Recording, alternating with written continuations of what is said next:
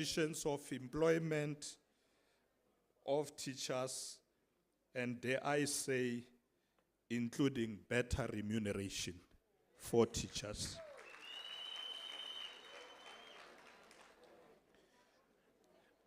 Arbatlur Bari, this view that Mau teacher, it's like, it's another career. No, it's a very important one. Very important. We want more for our children to take this route of becoming teachers. But if the conditions are bad, the remuneration is bad, then our children will not look forward to become teachers. And teachers are the backbone of our society. Let us take care of them. Having said that, comrades, we recognize that the GNU has now reached almost 100 days in office, and we have been trying very hard to make sure that we are focused. There are many out there who are saying, in last year, but we from the ANC are making sure that we are focused on that minimum program of ensuring that there's an inclusive growth of our economy, fighting poverty, reducing inequality, and addressing the cost of living, as well as building an ethical, developmental, and capable state. But warna ba hlupega. Prices of food, goods, going up every day.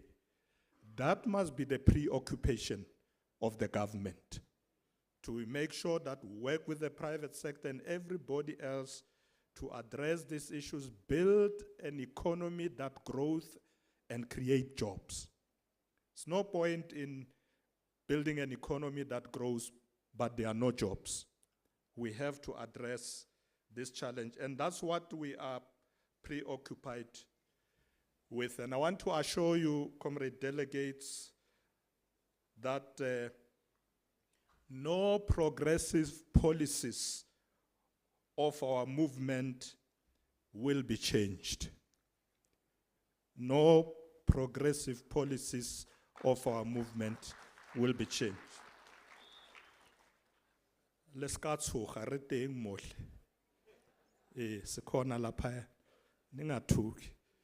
we have to make sure that we continue with the building of the National Democratic Society. That must continue, and this NDR remains on course. Siyaqhuba, siyaphambili. Fellow compatriots, allow me to make some reflections on the future of South Africa and what we believe it should look like as we forge ahead in the next or another 30 years.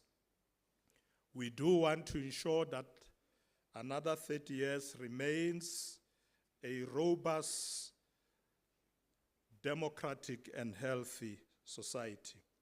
This reflection is informed by the analysis made by Marx and Engels in the preamble of the Communist Manifesto, when they said the following: the history of all hitherto existing society is the history of class struggle. Close quote.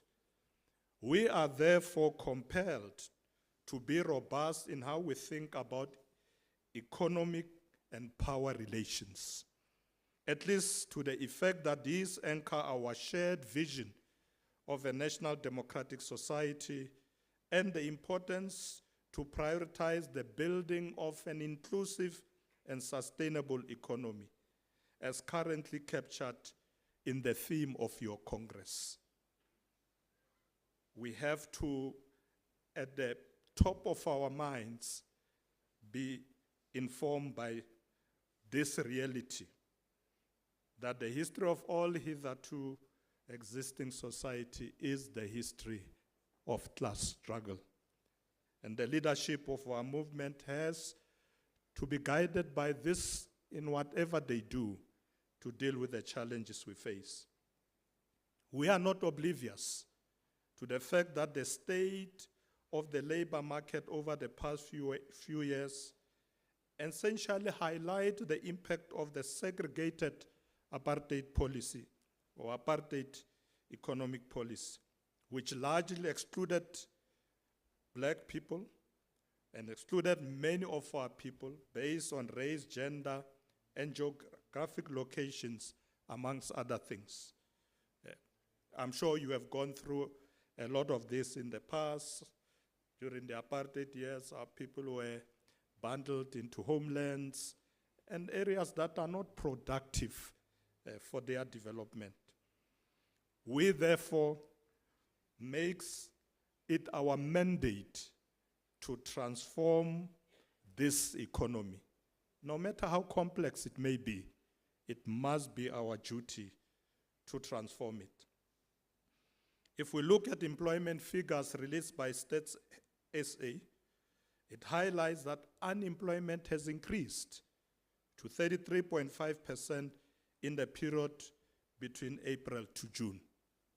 It has increased. So we must be worried about this aspect as a leadership of government to deal with this.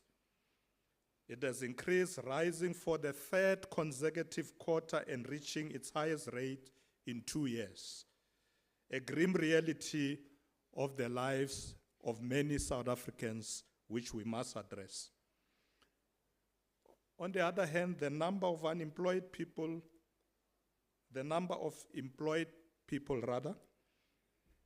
has decreased to 16.7 million in the second quarter, while that of jobless people has increased to 8.4 million, another increase of about 158 people.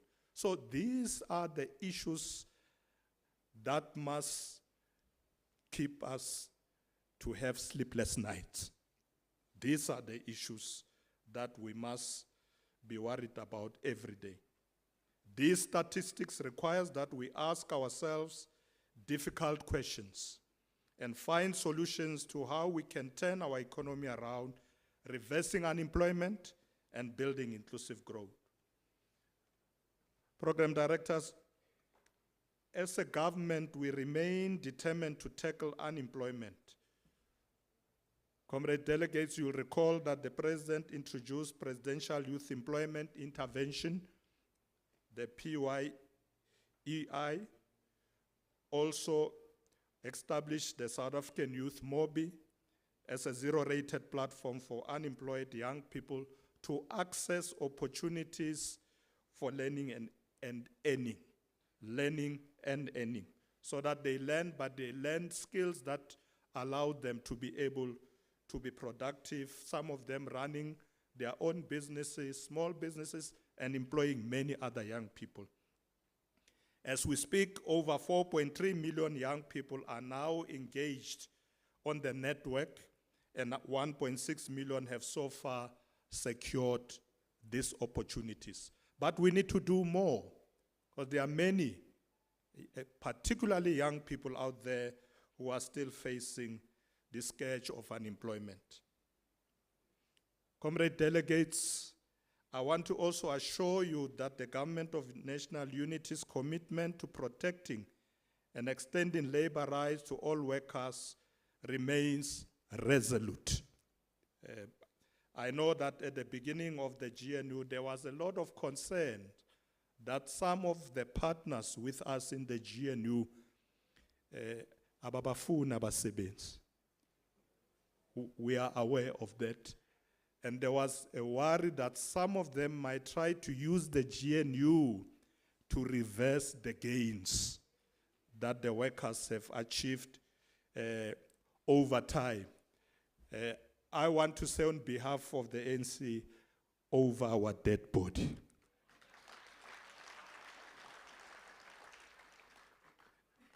Hasote yetsagale. Angeke soze yenzagale We will defend the gains of the workers of this country to the end. We have to do that, and we will be watching them with a hawk's eye. Mabazama ukuzama proposal as snacks. Sizobavimba. Realerata basebethi. And I'm happy when Comrade General Secretary was whispering to me as we're sitting there. He says, Comrade DP, I think you won the way you did in this election because SADTU was there. Arabona if SADTU nesiyo, ngebe kumoshakele.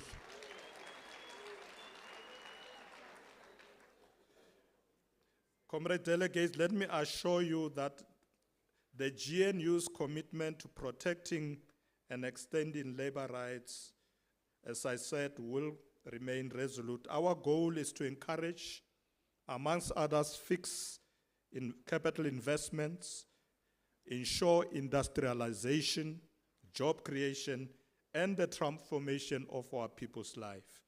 We must at all times strive to promote the goals of economic growth, participation in economic decision-making, and social equity. We should remain intentional in investing in people through education and skills development. As partners at the government level, we must work together to ensure that ours is a stable, efficient, and effective democracy that brings all people together. The government is prioritizing social compacting as an avenue to address some of the persistent challenges that we face in our country. As the Alliance, we must advocate for a comprehensive social compact through social dialogue as a political practice rooted in the tradition of the mass democratic movement and has to be invaluable, especially during periods of transition.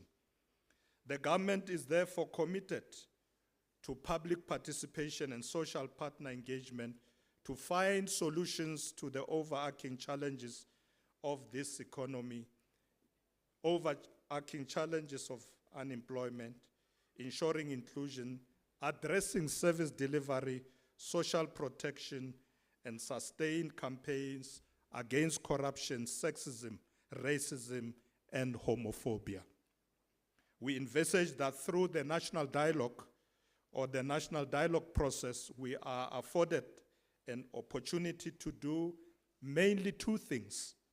The first one is to build a social contract between government and the people in the wake of the election campaign and the outcome thereof, as we said earlier, that we did not do well. By listening and engaging with the citizens through this process, we hope to engender trust and hope for the future and win the support for the National Development Plan and its implementation by this 7th administration through our medium development plan.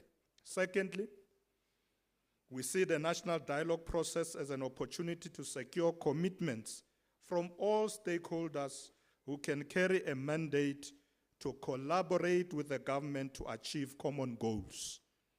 Your role as teachers, as a union in this regard is very imperative in mobilizing the motive forces and professionals in particular towards this program. Among other things, through the national dialogue, we aim to initiate fresh conversations that tackle relevant unresolved issues that affect most South Africans, particularly the working class and the marginalized in our society. We believe, comrades, that developing a solid strategy for economic transformation should be at the center of this dialogue to address the stubborn challenges of poverty, inequality, and unemployment.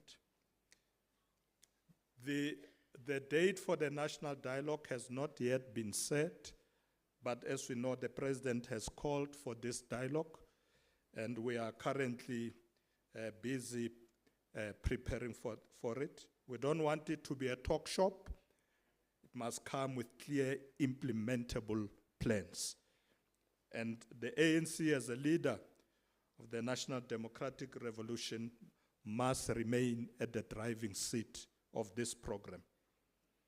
In conclusion, comrades, as the African National Congress and the Alliance, we should at no point abandon our commitment to the ideals of non-racialism, non-sexism, democracy, and egalitarianism. We are still guided by the Freedom Charter in whatever we do. We are still guided by the attainment of the National Democratic Society. And we will never be deterred. Ngamanye amagama asijiki.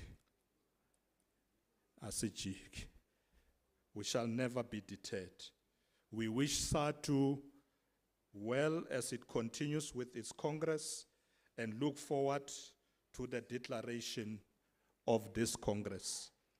I would have liked to participate and listen to more discussions, especially in commissions, but the President has given me a task that is taking me out of the country, so I have to travel. But I do wish you well. Ha re sebetseng mmogo. Re tlo le supporta rona, re tlo bereka le lona. SADTU angeke sinlahle. Ningasilahle nani.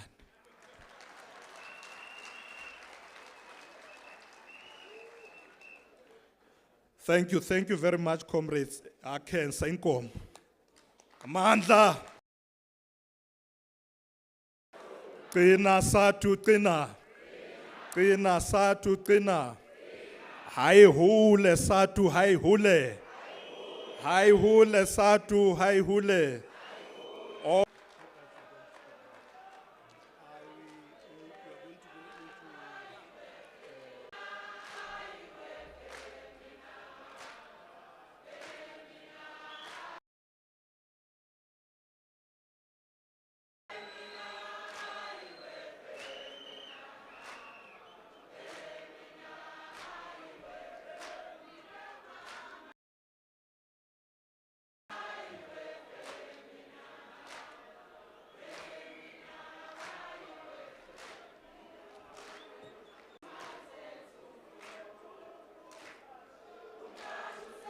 Thank you, KZN.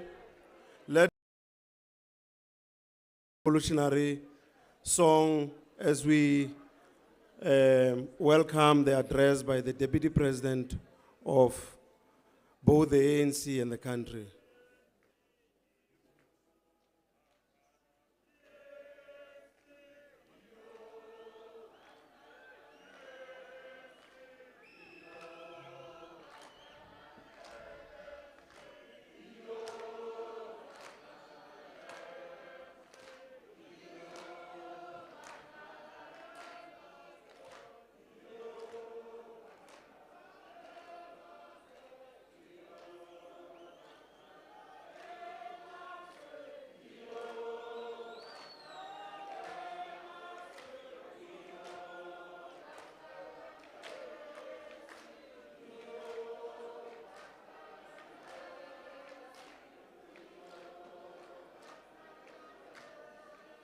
Thank you, Eastern Cape mood.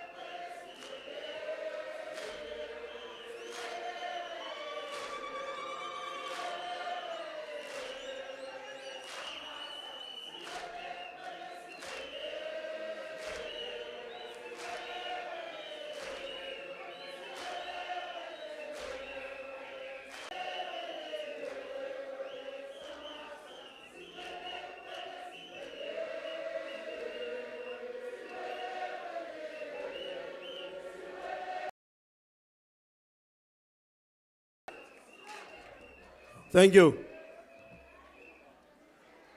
Just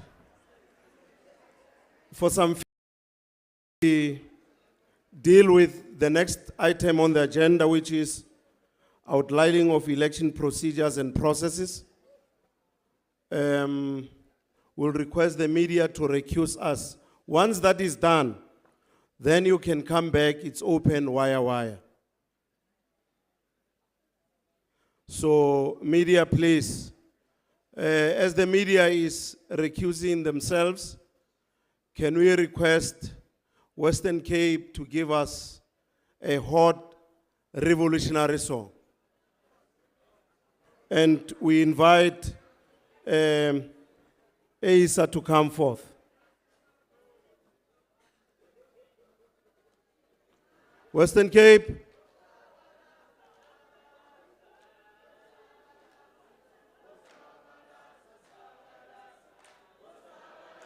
Let's join, comrades.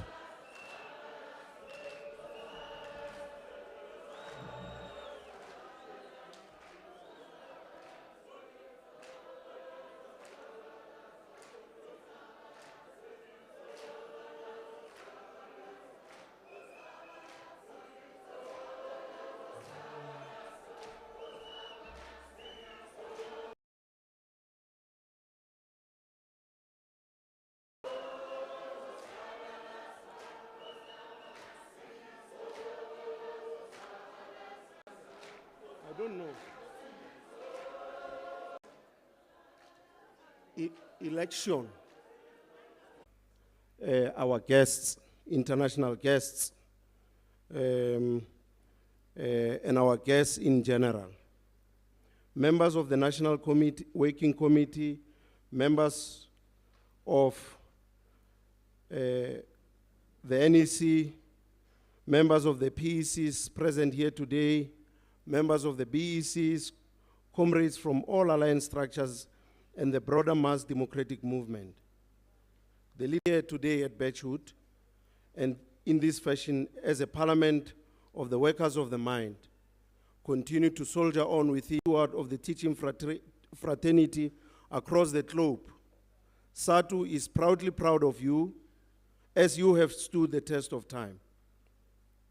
Comrades, as we continue to appraise ourselves of the work done and what lays ahead of us, let's remind ourselves that our struggle is a struggle for life. It is a struggle that we need to define and locate accurately within the opposing forces in the globe and within geographic space we find ourselves in. As we go of the right takes various forms, but whatever form they take,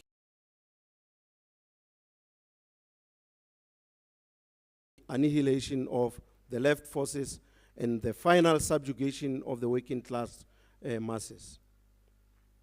Capitalism is waging wars across the world, in Africa, in the Middle East, in the Far East, literally everywhere. There are armed conflicts differing in scales and intensity. War has become a permanent feature and a modus operandi of the imperialists to annihilate left forces and march towards subjugation of the working class.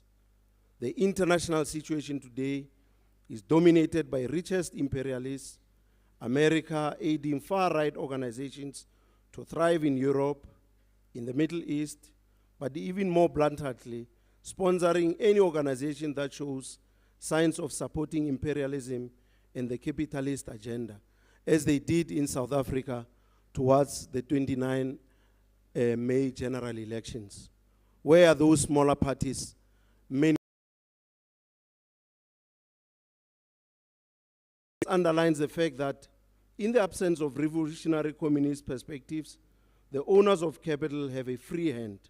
This happens while there are ethnic confrontations and aggressive nationalism and populism that threatens peace and stability that is so needed for the development of the continent.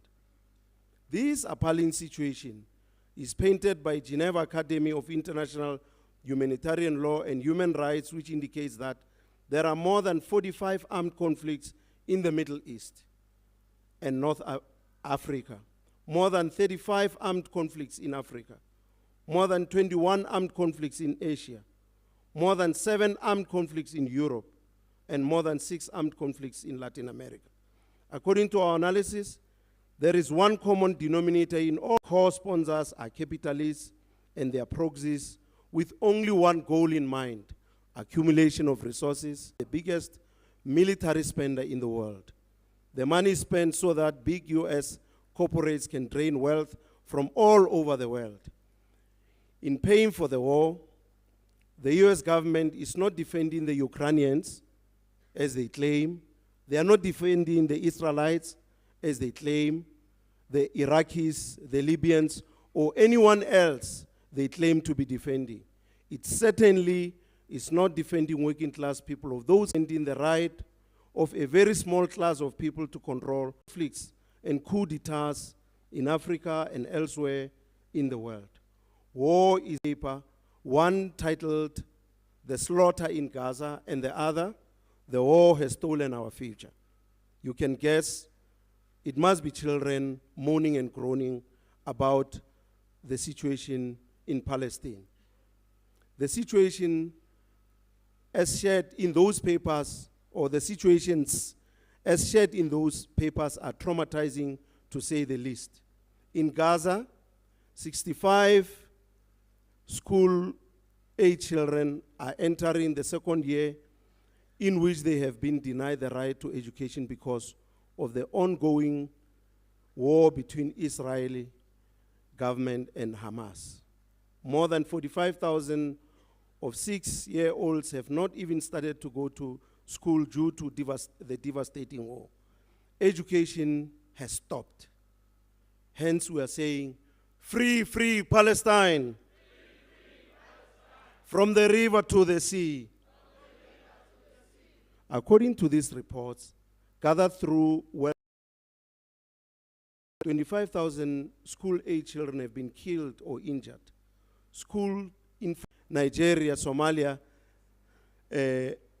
Central African Republic, Burkina Faso, Pakistan, Myanmar, Mexico, Colombia, affect the fundamental rights of children. The educators, students, family, school infrastructure, homes, school environment, curriculum, and all educational efforts are reduced to nothing. The United Nations organization has postulated that millions and millions of children are out of school, and most of these are children in conflict zones. In economic terms, it is common knowledge that during periods of armed conflicts, there is lowered spending on education, health, and other social investments. This has long-term delivery and teacher training. Mandela Children's Fund is not a gesture of charity. It is an act of justice. It is the protection of a fundamental human right to freedom.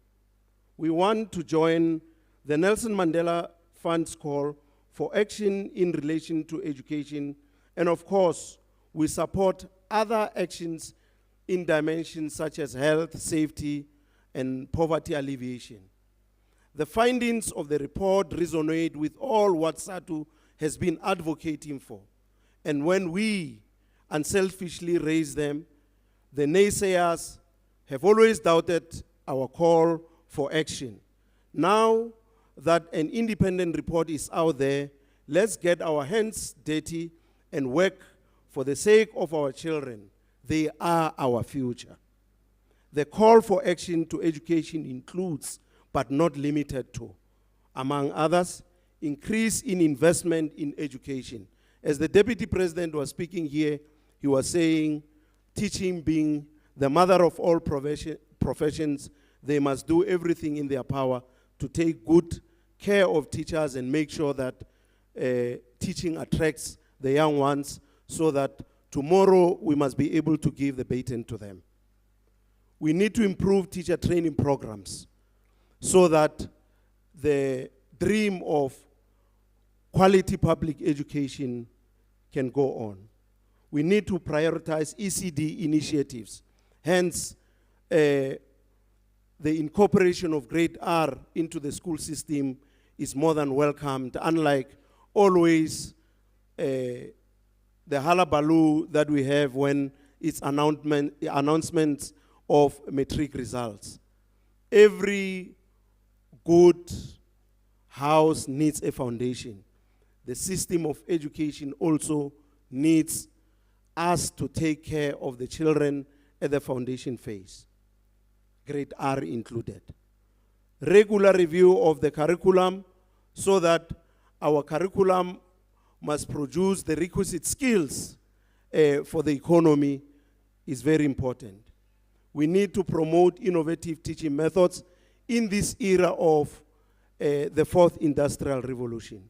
We need to encourage active involvement of parents, guardians, and communities in supporting children's education. Hence, we are saying education is a societal matter.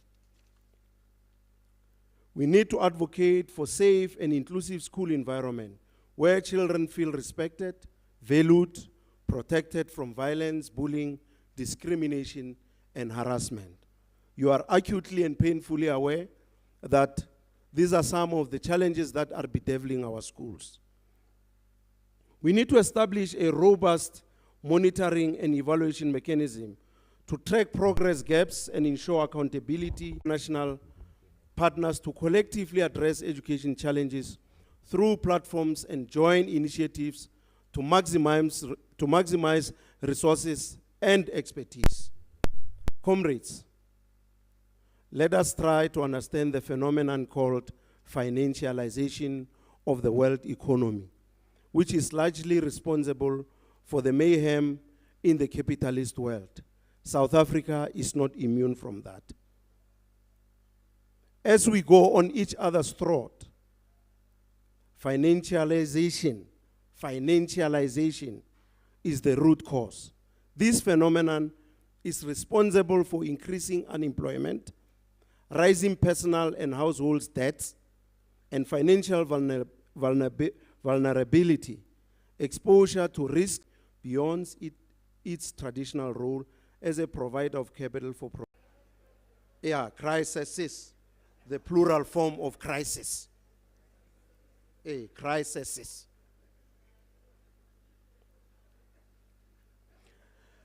So, this obviously is aiding the long crises of the capitalist economy. Financialization is, of course, a part of speculative economy, which has been very much part of the capitalist economy. No matter how much profit is gained from these speculative instruments such as stocks, speculative instruments such as stocks, bonds, share price, has created a suction pump, moving an ever-increasing share of capital towards the same banks to which they were giving money, the same which the consequences are too ghastly to contemplate. Coming back to our country, the year 2024 will go into the annals of history as the most slippery year of our lifetime. Many of us have never contemplated the outcome of the 29th May general elections in our lifetime. The leader of the poorest of the poor in our country, the African National Congress, has lost its majority presence in the hearts and minds of the poor majority. The ANC has lost its majority standing, hence the outcome of the results. ANC got 40%. In terms of what majority means, it's a majority. 40%, more than any other person, but not enough majority to govern. Because majority means much more than the other. Many, if you like. So ANC garnered 40%, followed by Zille and Steenhuisen with 21%, called DA. The MKP with 14%, EFF with 9%, and others 16%. So you can see the capitalist handlers have contributed immensely to making sure that that percentage of the ANC is reduced significantly. But those votes are spoiled votes because they have not made any impact in terms of outshining the ANC. So the national general elections ushered in the most difficult terrain of our struggle in the formation of what is called Government of National Unity. But the ANC is not in the benches, it's still there. The Deputy President explained what they call this thing. It will be prudent, therefore, to thank all millions of South Africans who went to the polls in May 2024 to deepen the democratic agenda. And SADTU has gone all out. Comrades, you have gone all out. It could have been worse. Had you not crisscrossed the country and put everything aside and campaign with a lot of energy as you did, it could have been worse. Thank you very much.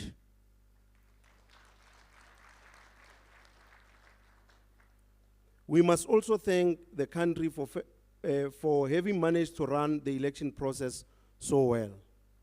Remember what MKP said, that no, these elections are rigged, and so on and so on. But later on, they ended up making up their minds that no, they were not as rigged as all that. Hence, they have joined the government. It was like they were not going to. All our members who went all the way to campaign and encourage all voters to cast their votes, that was very important. We have learned bitter lessons as the alliance and the working class masses of this country. Comrades, we are of the view that the formation of GNU was never our plan nor our intention. We also don't believe that the ANC intended to go into elections to end up in GNU. If that was the case, SADTU was never taken into confidence. The cardinal question is why the glorious movement like the African National Congress did not, with some pro-poor policies, succeed to galvanize society around its election manifesto. How did the slippage happen? So we entered the mobilization late. How do we account for the collapse of Transnet? How do we account for the collapse of SARS? And what about the collapse of ESCOM, SAA, DINEL, and other SOEs? How do we account for the collapse of the Vendor Building Society Mutual Bank, the VBS? How do we account for the collapse of municipalities in the provinces in which we govern? The ANC has not been punished because of poor policies at national, but because of the rot that is going on in the municipalities. Unless we change the situation in the municipalities, in the metros, the worst is still to come. How do we account for the collapse of water infrastructure in the metros, in the townships and villages? And how do we account for the rampant violent crime against business in the form of construction mafias, against households in the form of extortionists?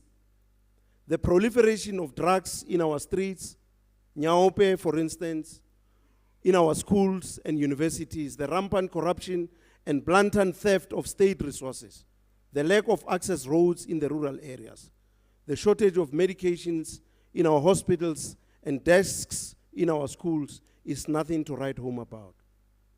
Comrade Deputy President, in absentia, these are the questions that our people are asking, our voters. These are questions that our rural masses are asking. We can no longer have the arrogance of reminding our people that the ANC has liberated them. Yes, it's true. The ANC did liberate them. But the question is, was it a license to steal? And live a life of opulence while our own people are suffering. Comrades, there's a new capture in the municipalities wherein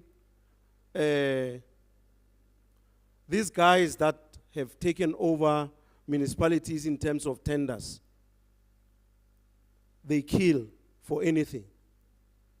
If they don't get those tenders, they kill.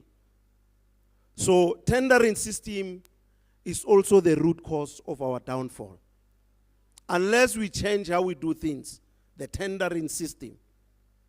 You know, these guys who are successful are connected. They wake up very poor, but to roll, but they sleep filthy rich. And they forget what the ANC stands for.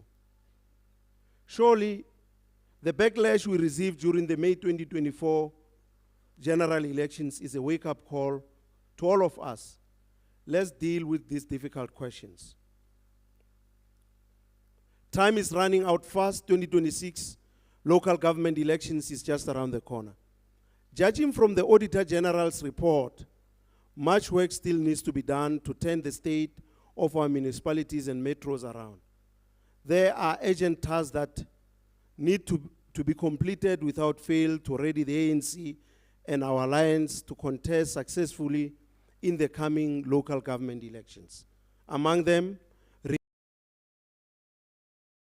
strengthening and remodeling of the alliance. The alliance must be reconfigured, not in the form in B1, so that SADTU can be strengthened and everybody else, a majority of the working class people want national health insurance, they want a Bella Act to be implemented without fail. Comrades, SADTU must be ready to face the demon in the DBE and fight to have education imperatives to take the center stage. We have always been proactive in pursuing education for all, but the new terrain is already giving us a foretaste of things to come within the GNU if we are not going to turn the situation around. The Minister of DBE, Mekwarube Siviwe, must be given just 4 commandments to memorize. The Minister of Basic Education in our country, who is, by the way, not invited here.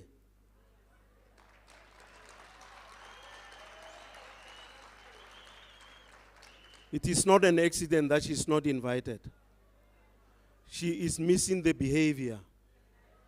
If you like, she's misbehaving.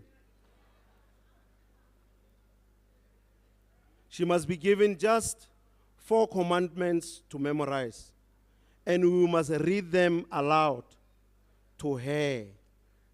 These are the commandments. Thou shalt implement the Bella Act without fail. That is the first commandment. Thou shalt implement the Bella Act without fail.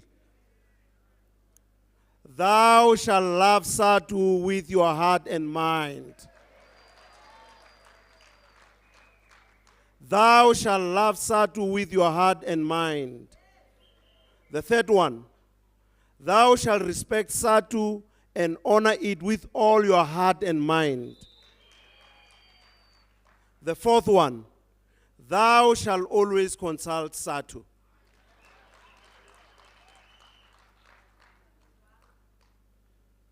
Thou shalt always consult SADTU. Ntate Chilwan, the MEC for Education, Kamo province ya Gesho ya Gauteng. Mkhekolo wa Kwarube. The commandments ishidi ulkanwela msebela. Please, because she's not here, when you meet at CEM, you must remind her the 4 commandments. Because she must not bring what Madam Zille and Basti and Hazen are trying to do in the Western Cape of trying to retrench 2,400 educators and think that we will keep mom. Why is it that you in Gauteng, you in all other provinces have decided that you will manage the budget in such a manner that the jobs of the educators will be saved? What is so special about Western Cape that they decide to retrench 2,400 educators when no other province is trying to do that? By the way, they will try to lobby you to say it must be a national thing. You must resist that temptation. If Minister Kwarube doesn't listen to the mighty union SADTU, she will one day wake up from her slumber and find the following words written on the door when she's trying to enter her office. Mene mene tekel ufarisi.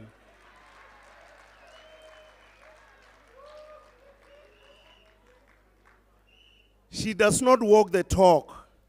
She has said to us, when we met her for the first time, Kostruben in Pretoria, that let's try to put politics aside.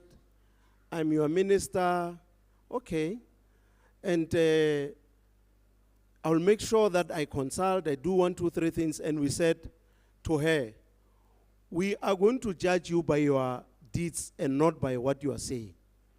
We know that you come from DA, and we did not want you to become our minister. We said so, not behind her back. And she said, no, my party understand the Constitution, will always follow the Constitution. Why is it that when Bella Act is being signed, you decide to do your things? She's undermining the whole president. So the president must do something. And you know what the something is. The something is just to say you are not ready to serve.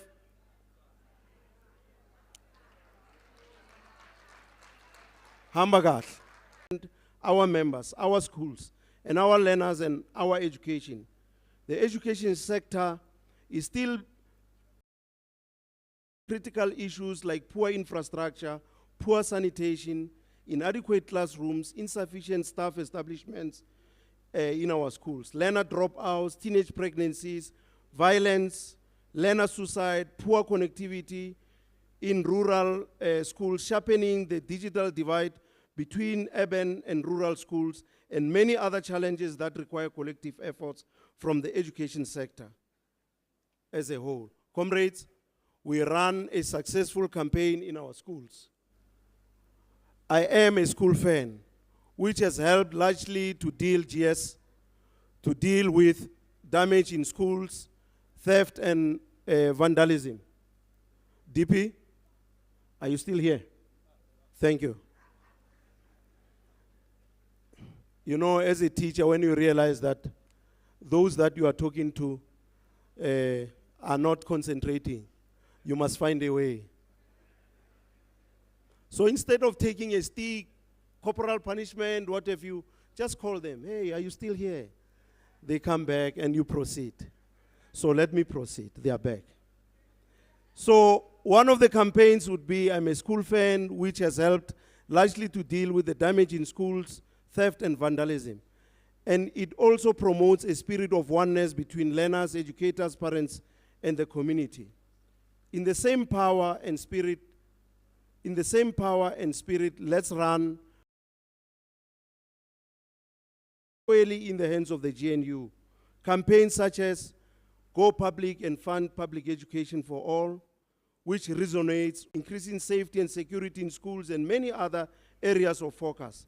Let's continue to mobilize and do membership service so that members of the union continue to believe in the power of collective bargaining. In conclusion, comrades, the National Democratic Revolution is facing mounting challenges from within. The challenges range from factionalism, tribalism, regionalism, and lies and distortions. Did you hear me? The challenges of factionalism, tribalism, regionalism, lies, and distortions. The most single dangerous threat to our revolution is the betrayal of the revolution by institutionalized corruption and arrogance, allowed and aided by people masquerading as comrades who have access to the levers of power and proximity to state resources. They have mastered the art of good slogans, salutations, and clip-art revolutionary terminologies. They have managed to get through structures and rub shoulders with the powerful. These are the real dangerous people who, if possible, must be dealt with decisively and without delay. Otherwise, the movement is in trouble. The triple challenges of factionalism, tribalism, and regionalism are and will continue to characterize political allegiances and thus tear our movement apart. They must be nipped in the bud. There is life after this Congress, comrades. Did you hear me? These foreign tendencies that are happening now towards this Congress, as if today is the end of SADTU. No. SADTU will be there when you and I are not there. We must not behave as if there's no life after this Congress. SADTU members want a strong and united organization to deal with their needs. They don't want lies.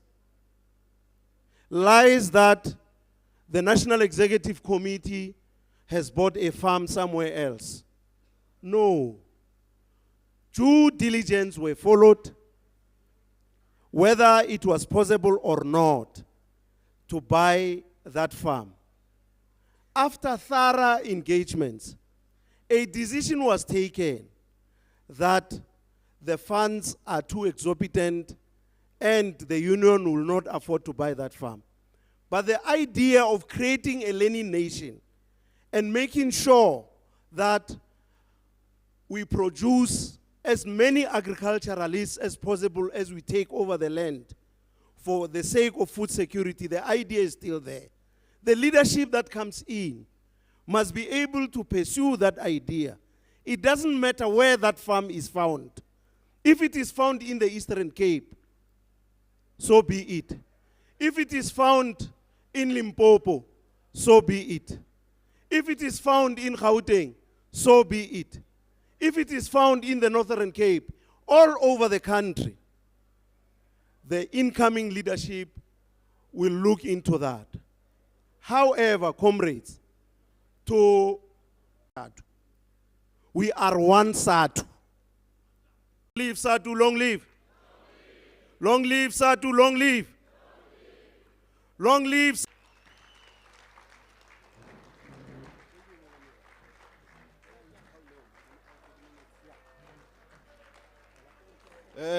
Thank you very much, President. Siyabonga Mongameli. Limpopo, please. Thank you very much. I will give you a chance to sing, Chair. Siyabonga Mongameli for the address and setting the tone for Congress and officially opening the Congress. Siyabonga kakhulu Mongameli.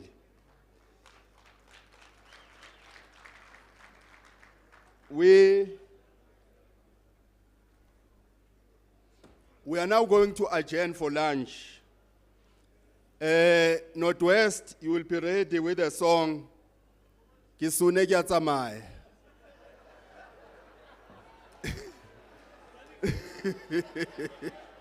Siya elanchini. Iba ready ke Northwest when the time comes. Serengeti as well as Clovers. That is where lunch is going to be served for all delegates. As for our guest, Ntabiseng, where are you? Ntabiseng is there by the door. Guests are going to follow on Tabi saying to Cape Town. There is a hall called Cape Town. Comrades, that is not SADTU. You don't stand up and leave while we have not been told that Congress or a meeting is adjourned. Let's not come up with new cultures that are foreign to SADTU. Please be patient, comrades. We are about to adjourn for lunch. So guests are going to follow on Tabi saying, West, as we depart, GS, I want to disturb you, my leader. DGS, yes.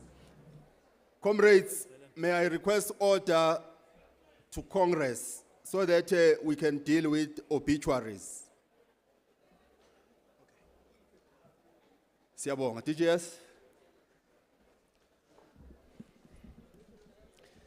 Amandla. Viva ANC, SADTU Communist Party, viva!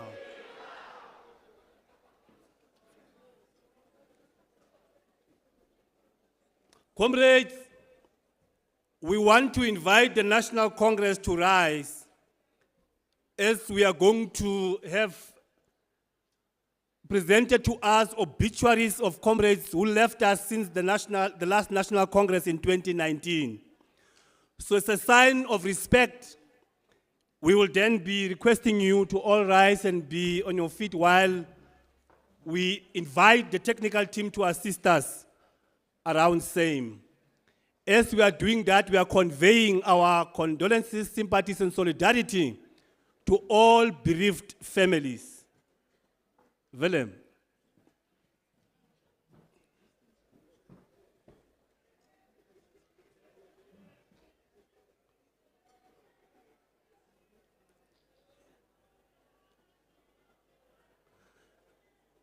Please,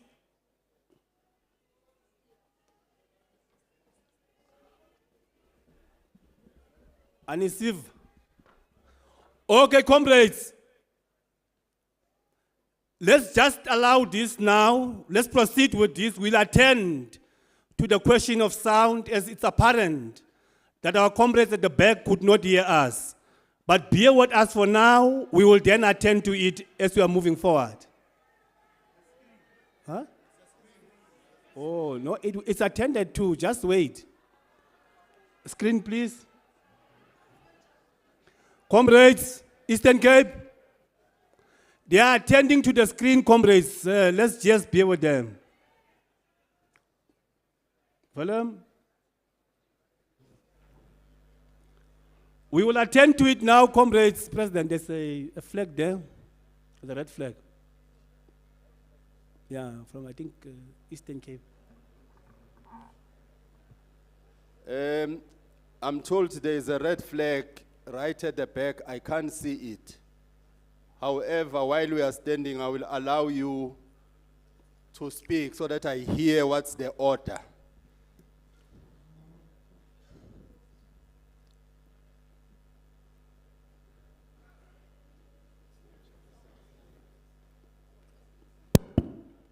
President.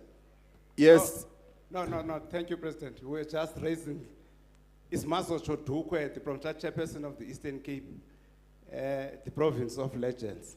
We were raising an order to our science, President. Apologies. Thank you. Thank you. So there is no order.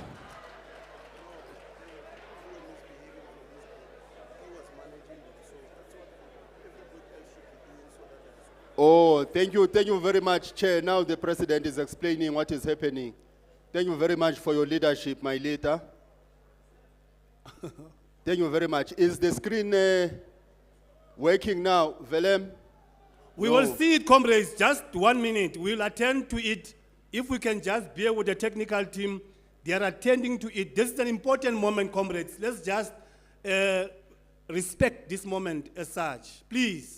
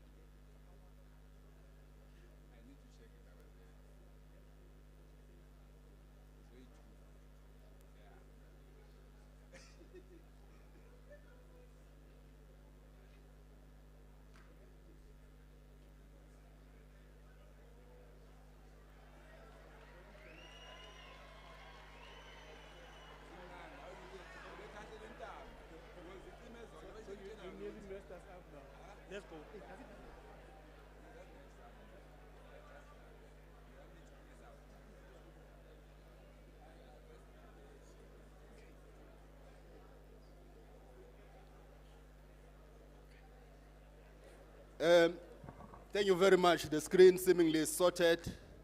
We'll then proceed. DJS, we are in your hands.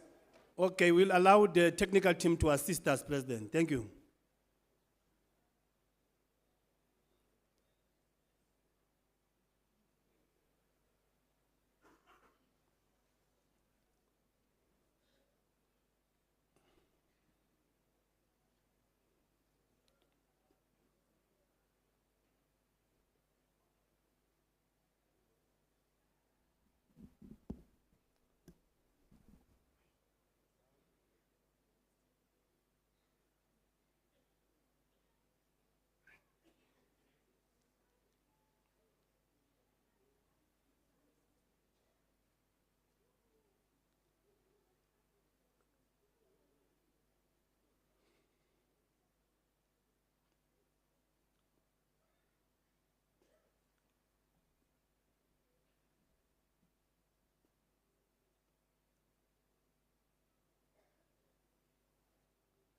They are attending to it, comrades, just a few seconds.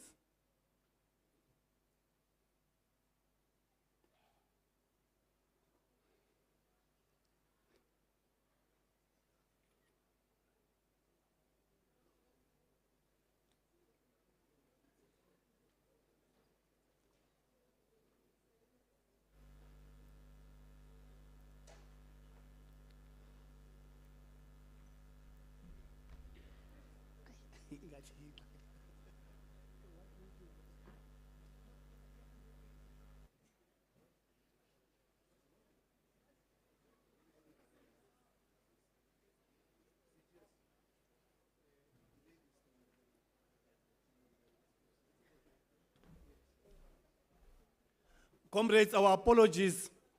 Because of the technical glitches, we will defer this item to...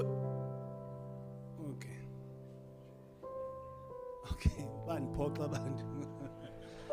Into emnandi njengoba sensayinile noko kubhetele, they come at the rota.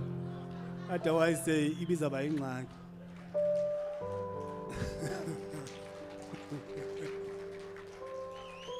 There we go.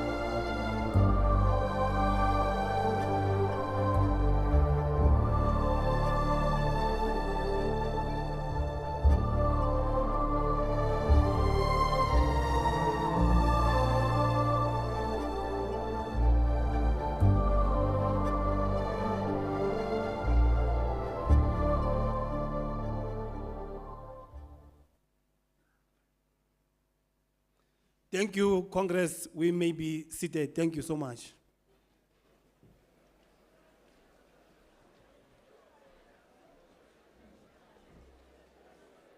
Thank you very much, DGS. And may the souls of the departed rest in peace. Comrades, the time now is 22:05. We want to move with speed. We are now going to be taking messages of support from our fraternal organization and fraternal partners. We request that we manage time. I want to request that all addresses other than SADTU and the SACP, they take 10 minutes. Then SACP and SADTU, we give them 20 minutes. With my grace, 25 minutes. SACP and SADTU. I'm sure the leaders, they will see how they manage time.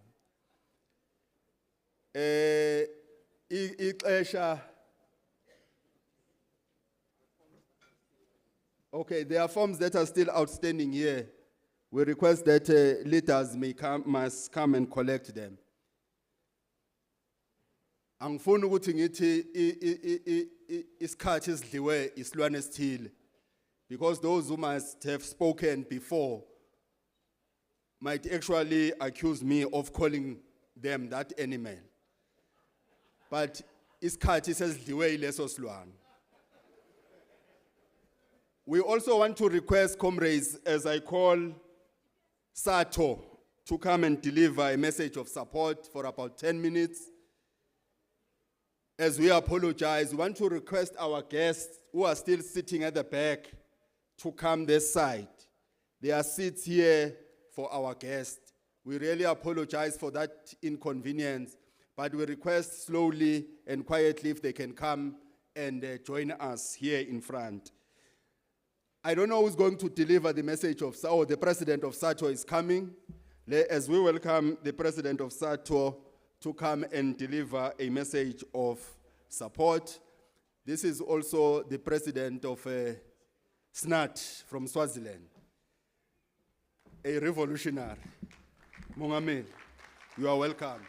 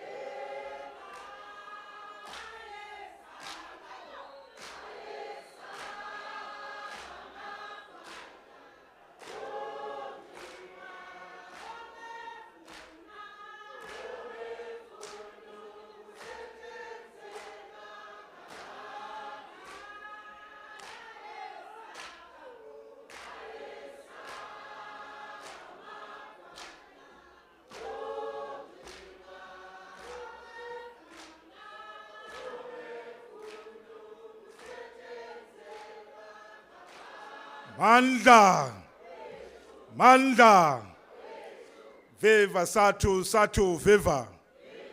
Viva SADTU, SADTU, Viva. Viva ANC, ANC, Viva. Mandla. Comrade President of SADTU, the GS and the President of EI, Comrade Mkwena, and the entire national leadership of SADTU, representatives of different SADTU affiliates present here, distinguished guests, honorable delegates, I bring to you greetings from all SADTU affiliates. Comrade President, let me begin by congratulating SADTU for successfully hosting its 10th Congress this year.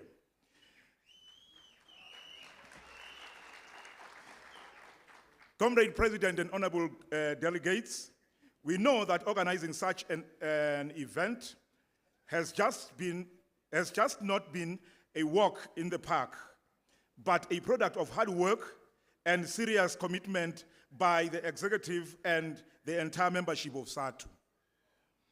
It is for this reason that we salute the South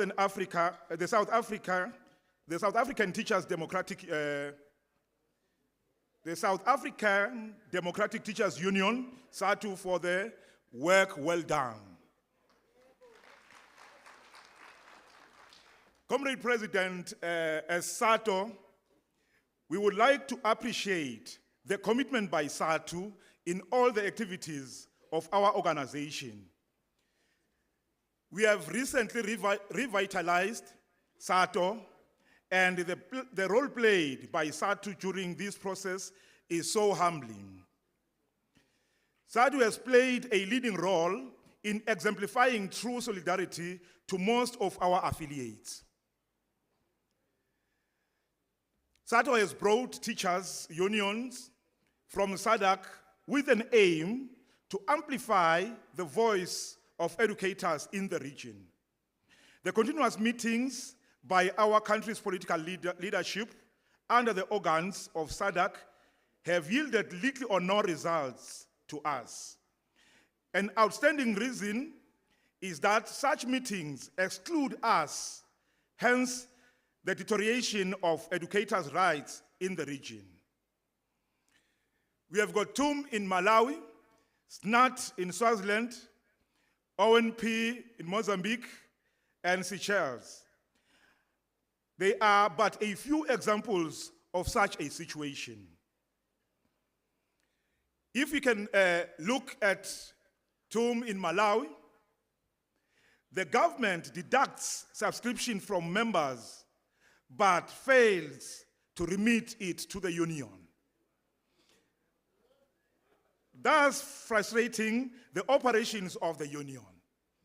So it is, therefore, comrades, very important that as SADTU, we come together to ensure that such tendencies, they come to a stop by such governments. In Swaziland, comrades, the government is bashing the union to an extent of expelling the president of the union from work for performing union duties. Also, in Mozambique, comrades, the government has not recognized the union, hence no stop order facility to effect deductions for the union. In Seychelles, there is no teachers' union in that country. It is very disturbing to note that such archaic tendencies are done by governments who are members of SADC, and they seem to be condoned by its organs. In the year 2021, an unrest was witnessed in Swaziland, where we saw the late president of Namibia, may his soul rest in peace, as the then chair of SADC, attempting to resolve the political impasse.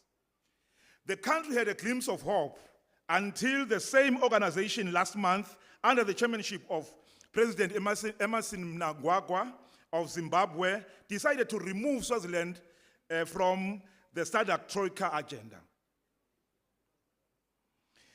It is such acts by the SADC that are testament to the need for a stronger SADTU.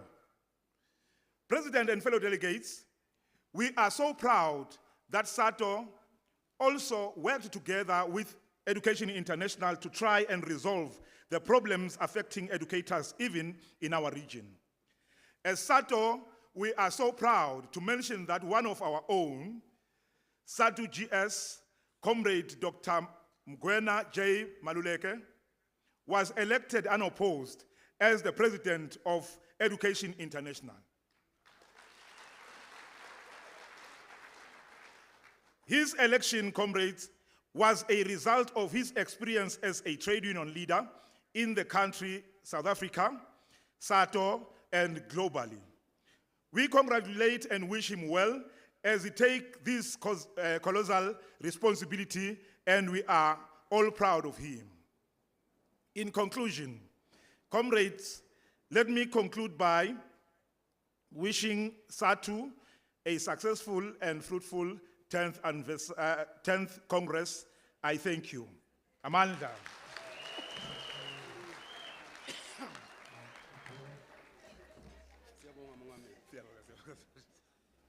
Siyabonga Mongameli. I think, comrades, the experiences that the President is sharing with us this afternoon are very important. In fact, they buttress your commitment to defend the ANC and to ensure that we continue to defend the ANC and ensure that the ANC becomes majority again and be able to leave government in South Africa in order to defend the gains of workers. Because those who are willing or intending to come over after the ANC, if it ever happens, they want to reverse all our gains. You will see such things happening in our country should you allow organizations like DA to lead government on their own. So your analysis and the decision to defend the ANC, comrades, as SADTU remains sacrosanct. We thank you for that. Comrades, we will not receive a message of support from the Department of Basic Education today. We will receive the message of support from Basic Education tomorrow. Remember, the President said the minister is not invited, but the deputy minister is invited, so she will come tomorrow.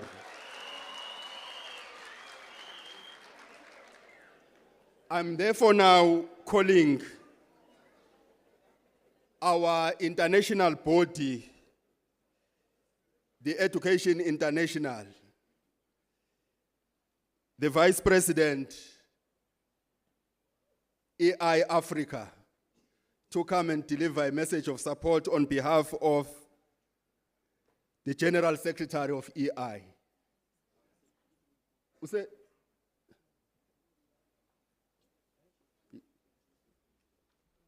Oh, come. As she comes, the GS will be introducing her. Come, GS.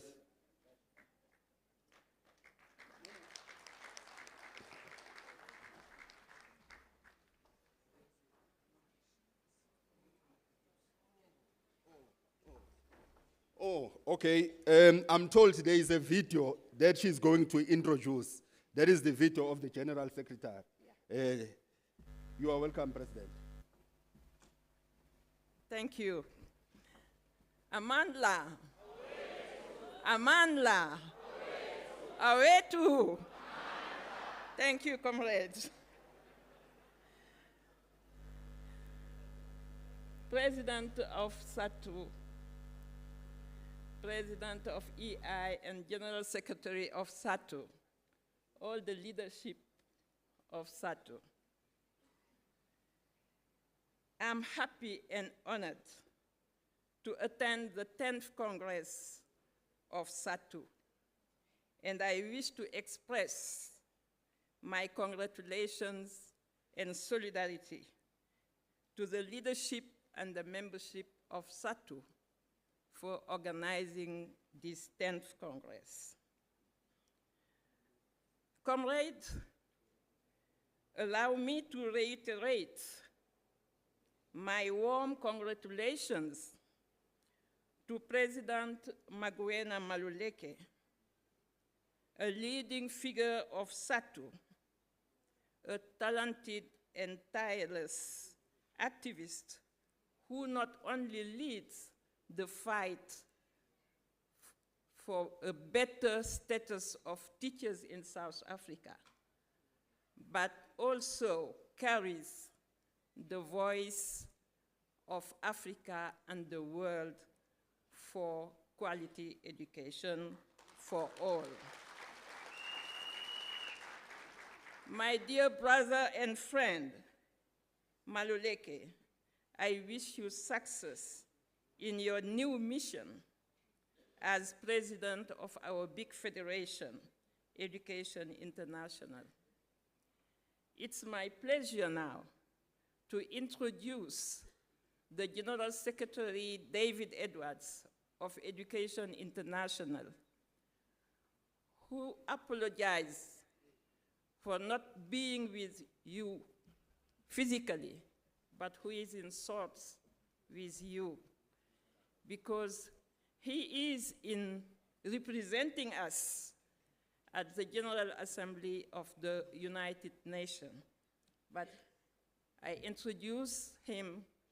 He sent a message, a video message to you, a message of support, and wish you a fruitful 10th Congress. My pleasure to introduce him. Thank you.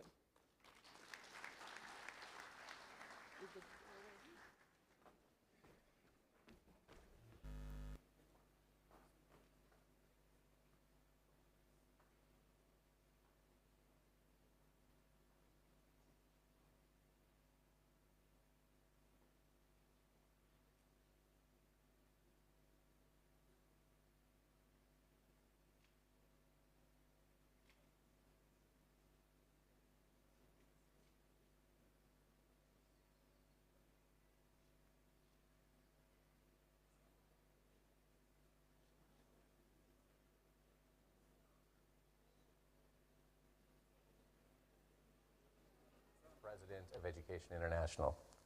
His election is a recognition of his dedication to public education, the teaching profession, and social justice, and not just in South Africa, but around the world. He will continue to be a strong voice for teachers and education workers as he leads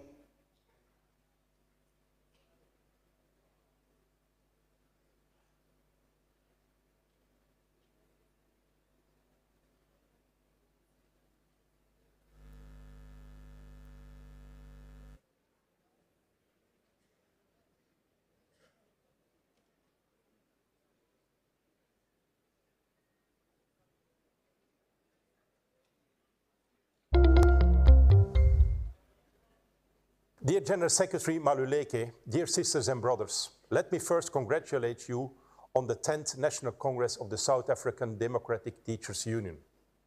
And although I cannot be with you today, I send you solidarity greetings from the global trade union movement and the 200 million members of ITUC affiliates in 170 countries. And I want to pay tribute to the amazing work you are doing as teachers, educators, and as trade unionists at a critical moment for the trade union values that we uphold, particularly the value of democracy. Democracy and democratic values are under attack worldwide, facing a surge in authoritarian and totalitarian regimes that disregards limits on their power and fail to protect the freedoms and rights of workers, minorities, and trade unions. Corporate capture is rising, leading to the dismantling of public services, eroding of trade union rights, and increasing inequality. The 11th edition of the ITUC Global Rights Index highlights the gravity of the situation. In 2024, 113 out of 151 countries excluded workers from the right to freedom of association, often based on their employment status. This right is guaranteed to all workers under international labor standards. The 2024 index gives Africa a rating of 3.88, which means most workers see regular violations on their rights. Trade union rights are crucial for healthy democracies, as they are intertwined with democratic values. Simultaneously, the world of work is undergoing rapid changes, driven by new technologies, including artificial intelligence, which impacts various sectors, including your sector, education. Governments must regulate technology, data, and algorithms to ensure they support employment and workers' rights. And to address these challenges, global multilateral systems are essential. Yet they are under attack, even as the threats of insecurity, climate change, and technological advancements grow. In response, the ITUC has launched the For Democracy campaign to reinvigorate trade unions' collective power to defend and rebuild democracy at 3 levels: at the level of the workplace, society, and the global stage.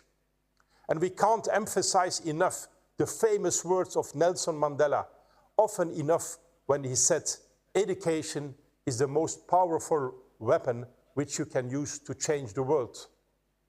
Indeed, teachers and educators play a pivotal role in embedding democratic values and promoting peace and social justice.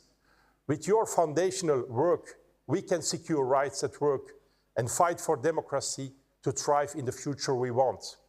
This effort is crucial to delivering a new social contract with decent, climate-friendly jobs, living wages, social protection, equality and inclusion, ultimately creating a fairer economy centered on the voice and interests of working people.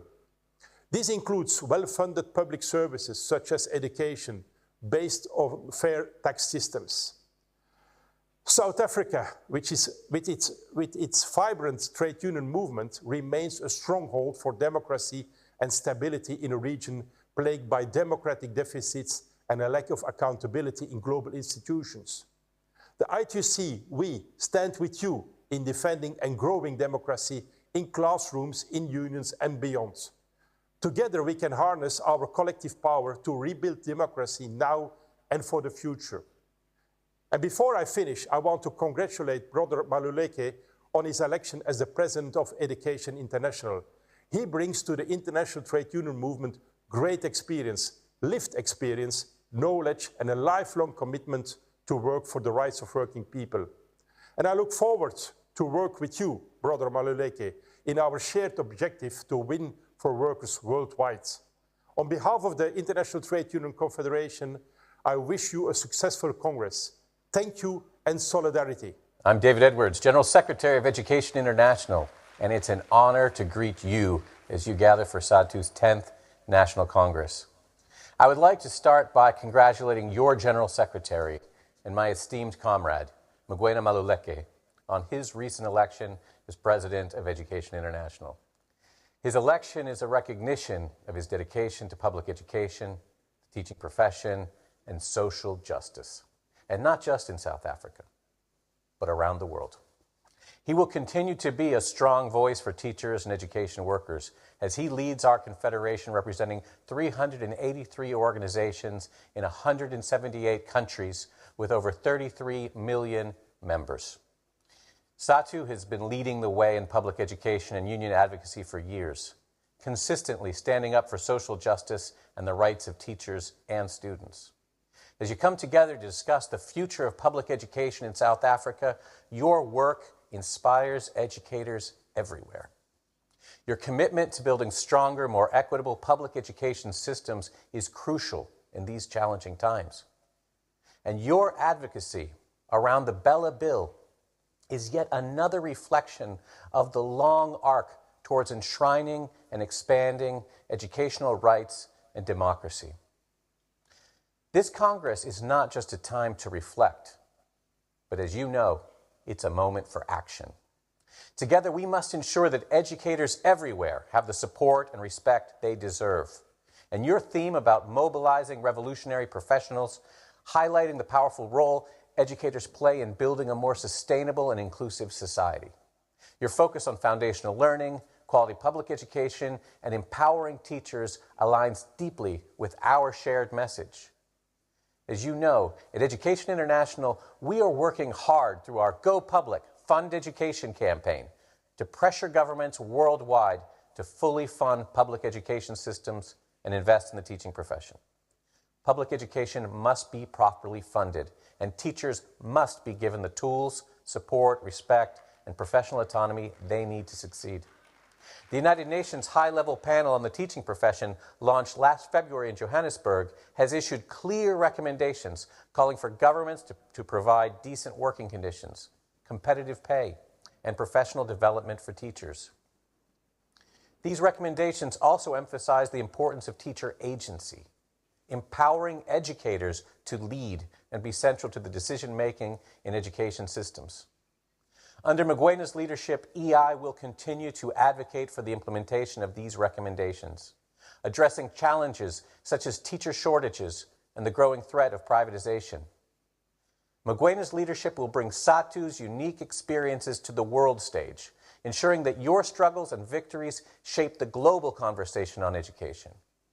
And one example will be next month, at the G20 Education Ministers meeting hosted by Brazil. This will be a historic moment when the G20 presidency will be passed to South Africa at a critically important moment. My SADTU brothers and sisters, I wish you all the best for this Congress, and I look forward to continuing our work to strengthen public education systems and ensure quality public education for all. Together, we stand in solidarity for a better, more just, and more fair future. Thank you.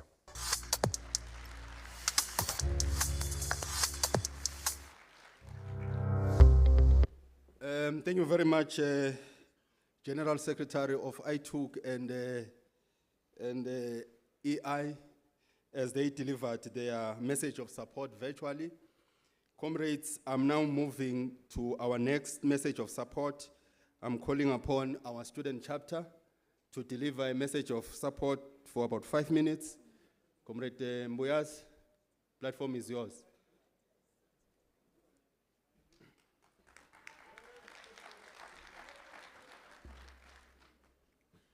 No, thanks, Comrade Deputy President. You would understand that we are addressing the National Congress for the first time. It's supposed to be a historical message of support. Given that fact, we'll appeal for your 3 minutes, additional 3 minutes. Comrades, Amandla, allow us, comrades, to greet the outgoing NOPs, of course, led by the President and the General Secretary, and then greet the National Convener of SADTU Student Chapter, Comrade Siandam Timkulu. We are greeted Makulukulu. And also greet the Deputy National Convener of SADTU Student Chapter, Comrade Nomfundo Dube. We are greeted Mbuyazi. Greet leaders from the Alliance and the leaders from the PYA. Comrades, in the interest of time, it will be fair for me to observe all protocol that has been observed by those who spoke before me. Before we deliver a solid message of support to Congress delegates, it will be much more proper of us to appreciate the collective work that has been done by the outgoing NOPs in ensuring the implementation of the 2017 NGC resolution, which subsequently became the 2019 Congress reaffirmation of establishing SADTU student chapter structures across all institutions of higher learning in the country. This should go down through the SADTU memory lane as one of the greatest achievements that we have all ever achieved, on the basis that the student chapter has always existed theoretically in the constitution of SADTU, and it is only through the outgoing leadership that the practical existence of the SADTU student chapter has been realized.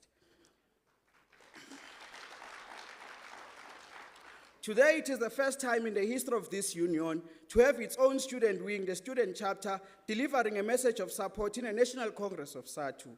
This on its own, it is nothing but a signal and a symbol of growth, because your thoughts do not only end in the corridors of basic education, but they also now find expression within the intellectual ivory towers where teachers are produced.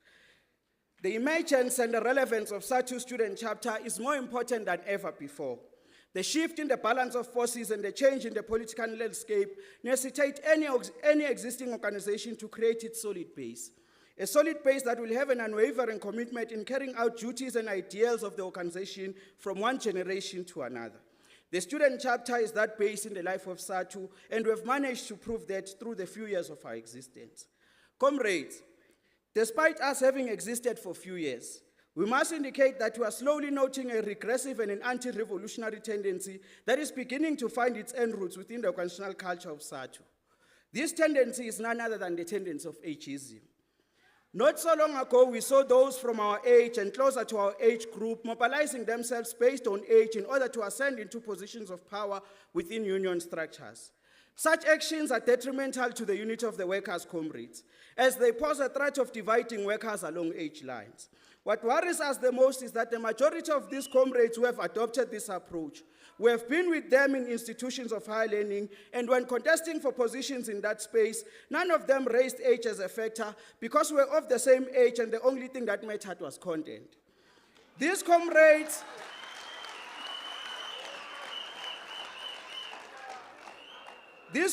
are now within the ranks of SADTU, and they are now opportunistic of the political terrain that they find themselves in, and they are now beginning to raise age as a factor.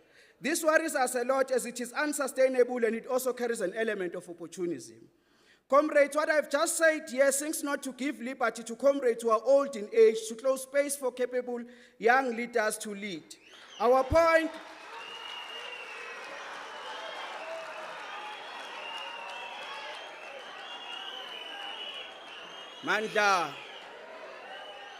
Our point is that age must not be a prerequisite in order to ascend into positions of power, because age is not what gives character to a leader, but life experiences and certain social circumstances is what gives character to a leader, and not age. Because we have seen leaders who are old in age driving organizations astray, and we have also seen leaders who are young in age also driving organizations astray. By the way, comrades, as the student chapter, we have got no interest at all to defend any age group within the union, because our fundamental interest is to defend SADTU and stand against any potential threat that has the ability to destroy SADTU and the unity of her members.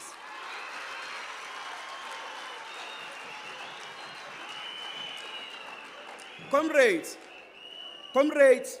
when the rightful time comes for us to inherit this union, we must inherit a progressive union. We must inherit a beacon of hope which the late President Nelson Mandela saw during the inception of this union. We must not inherit a skeleton union that would have been destroyed by individuals who have got no interest at all to take the union forward, but instead drive their own narrow individual agendas. Comrade delegates, one other thing that concerns us greatly, it is your inability to defend this union every time when it is under attack. We are not sure whether every time when this union is under attack, your expectation is that those attacking it must always mention the name SADTU for you to understand that the union is being attacked. By virtue of your leaders and offices being attacked, it actually means that the union is under attack and it must be defended at all material times. To make a typical example, the office of the General Secretary has been attacked a number of times, and these attacks are mostly noticeable during salary negotiations. It is crystal clear that the office is attacked for implementing decisions of the union, decisions sponsored by yourselves through various platforms that you would have participated in. What saddens us the most is that some amongst you, comrades, stand with enemies along enemy lines and attack the same union which you are members of. Comrades, you must defend your offices, because if you don't defend them, that will weaken your strength and the ability to defend your members, which is your core mandate of existence. Chairperson of the session, we're also worried about the rapid growing trend of principals rejecting student teachers who come to practice in their schools. What worries us is that the majority of the student teachers who are rejected are not rejected based on genuine reasons, but are simply rejected simply because of the institutions that they come from. Some principals have been explicit in making such rejections, while some have been technical.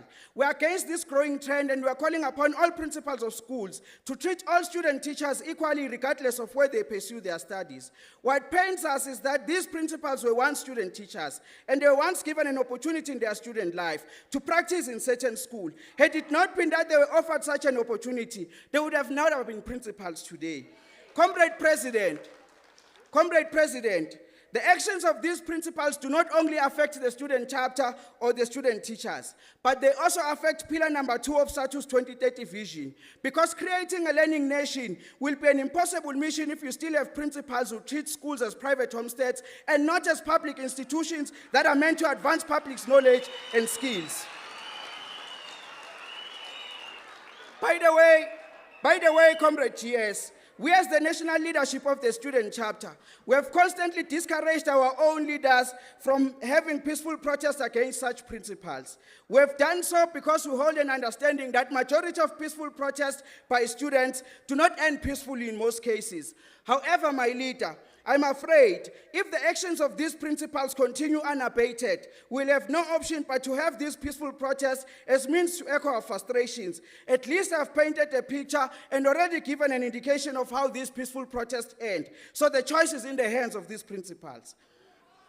Comrades, we also want to send a stern warning to teachers who have turned the teaching practice season into a hunting spree for them to prey on student teachers in order to satisfy their own sexual desires. Many of our members have suffered fate of getting low marks for turning down mentor teachers who show sexual advances towards them. Some of our comrades have succumbed to the pressure and have submitted themselves to these sex predators in order to attain high marks out of fear to fail. We are therefore calling upon SADTU through I'm a School Friend campaign to assist the student chapter fight against this scourge, because the perpetrators of such ill acts are not different from evil men who sleep with their unemployed desperate sisters under the ticket of giving them jobs. Comrade delegates, it will be a grave offense if we ever leave this podium without having reflected back on the elections, on the national government elections results that are an outcome of the elections that took place on the 29th of May this year. These elections gave birth to a GNU, a so-called GNU that came at the best expense of the workers as means to advance the agenda of minority individuals who are proxies of capitalism within the African National Congress. The abandonment of our ideological posture, comrades, and the securing of power by all means necessary through forming part with anti-progressive forces was nothing but a contribution to the demise of our great liberation movement. We say this because we know and understand the ANC to be a mass-based organization that should be biased to the working class. But of course, notwithstanding some of its right-wing elements, as it is a multi-class organization. However, comrades, currently, it goes without saying that the dominant class within the ANC that is characterized by bourgeoisie elements and tendencies has actually taken over the ANC.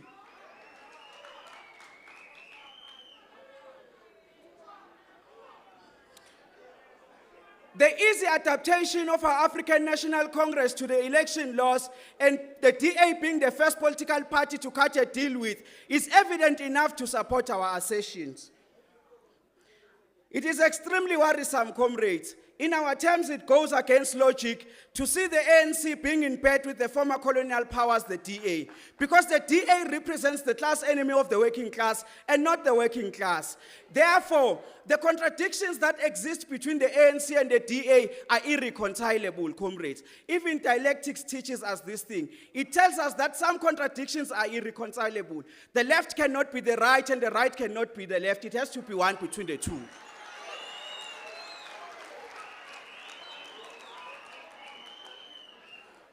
Perhaps, my comrades, let me make an analogy using an example of a hand.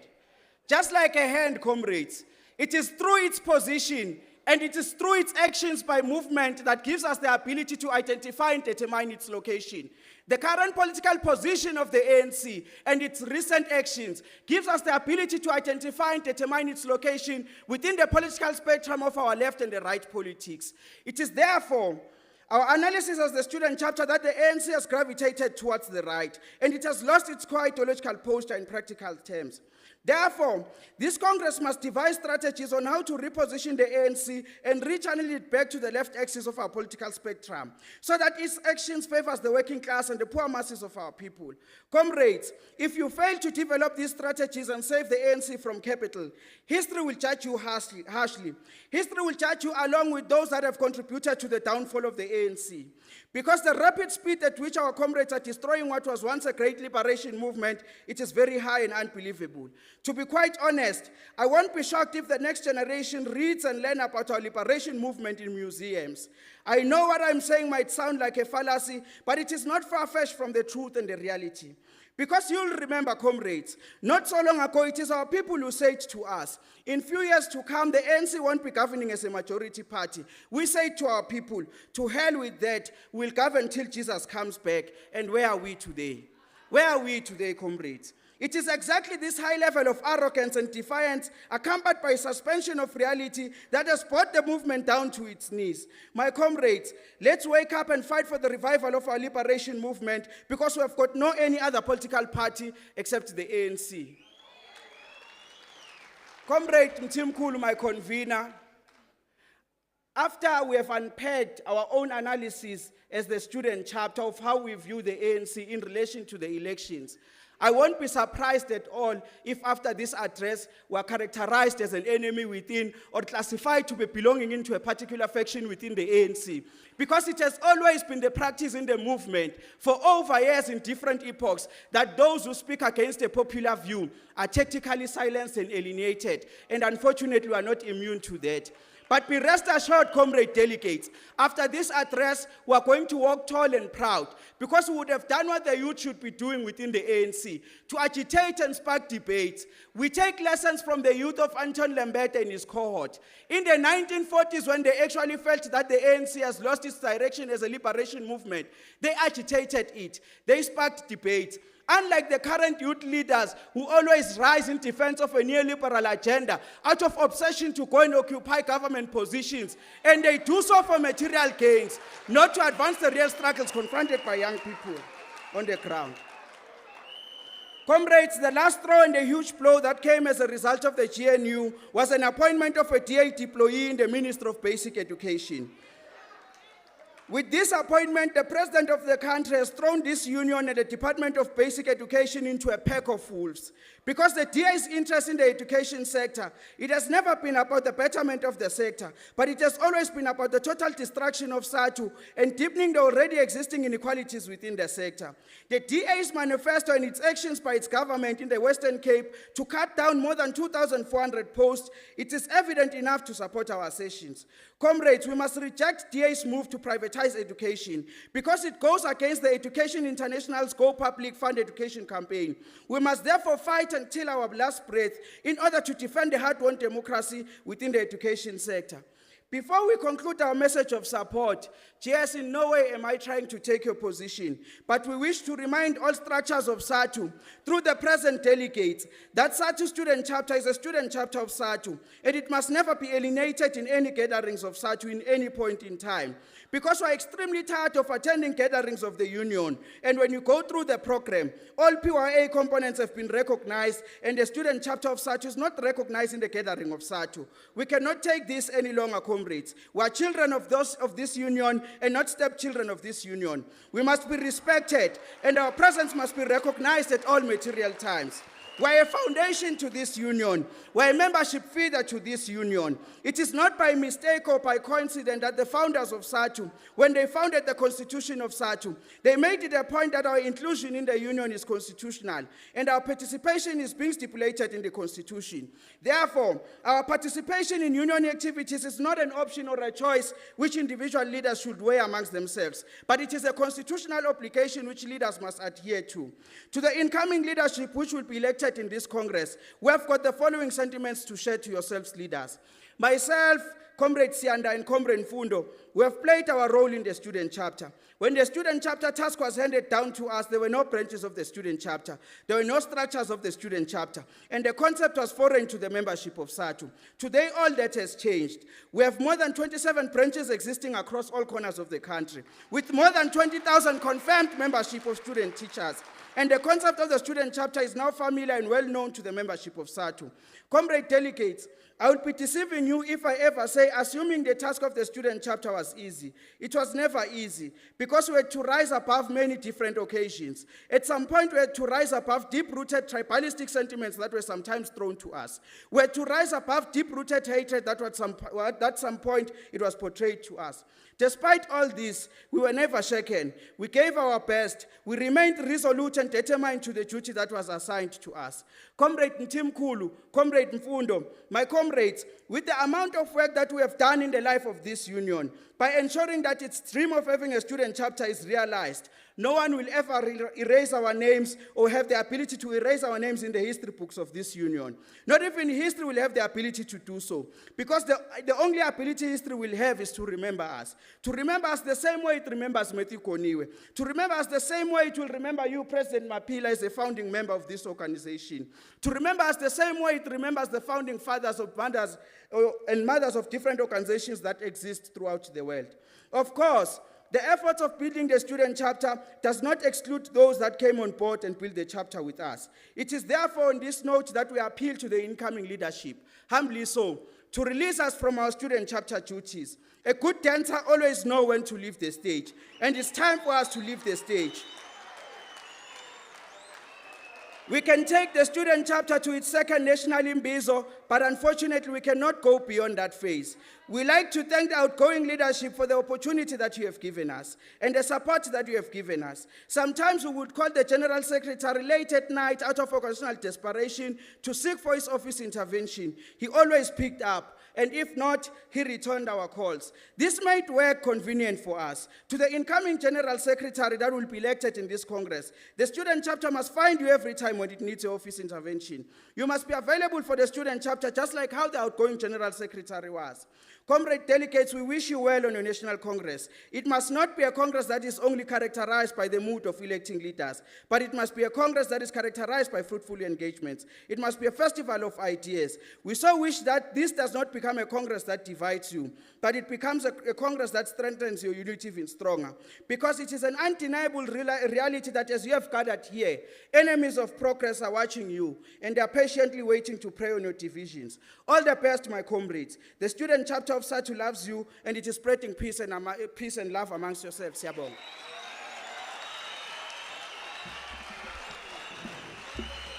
Thank you, man. Thank you very much.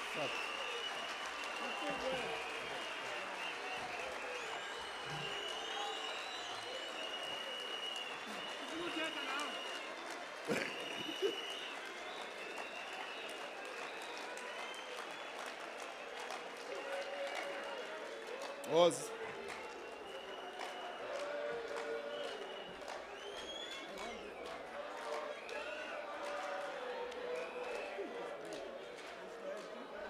Yapin.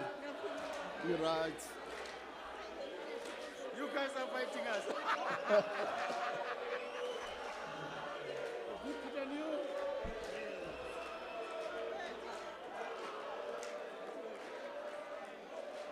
Thank you very much, comrades. Thank you very much. Thank you very much, comrades. Siyabonga. And I'm sure Congress will pardon me and Congress will understand. I'm sure Eastern Cape Congress will exonerate me that I did not stop him. I allowed the 3 minutes. And he did. He took the 3 minutes extra from the 5 minutes.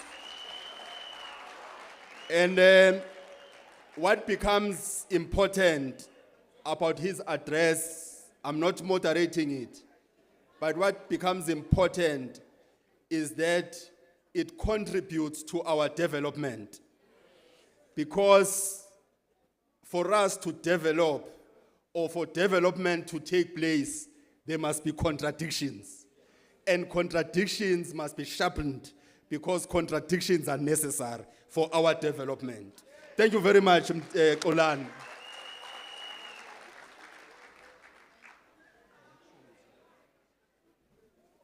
Okay, I'm told election is here and they have an authority to disrupt us now and then. Before I call upon the next message of support, Congress allow me to call upon election to give the report as they continue with the work of Congress. Floor is yours. Good afternoon, comrades. The nomination screening and validation process has been completed. The outcomes indicate that there is no contestation.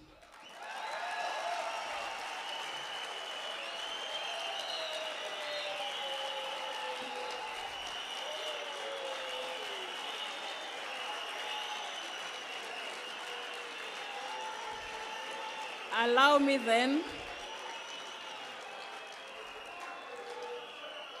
then to conclude as follows. Allow me then to conclude as follows. Allow me then to conclude as follows, comrades. Comrades, thank you very much. Let's allow her to finish her report. Thank you. This therefore means at this stage is not the official time to declare the results. The results will be officially declared on Saturday at the appropriate time. Thank you so much.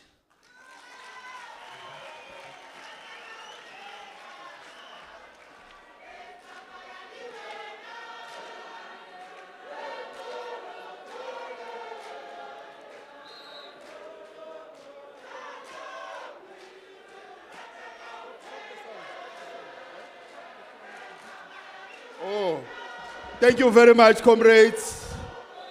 Thank you, Siyabonga. Thank you very much. Siyabonga, comrades. Thank you. Thank you. Thank you. Congress, allow me to call the next speaker to deliver a message of support from Ingolema Sondo, the Federation of Progressive Unions in South Africa, as I call upon the president of COSATU to come and address us. Msukumiseni nge revolutionary song, comrades.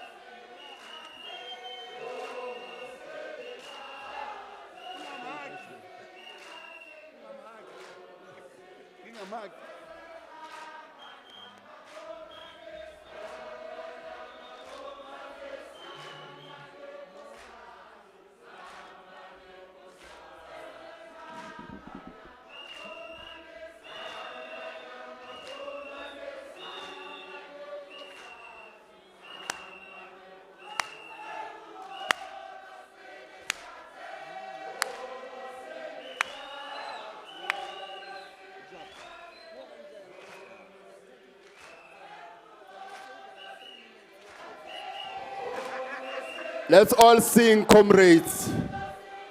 Let's all join in. This is the president of COSATU. Please, comrades.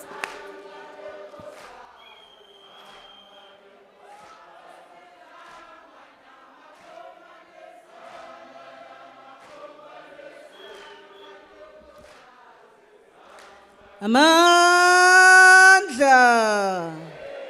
Amandla.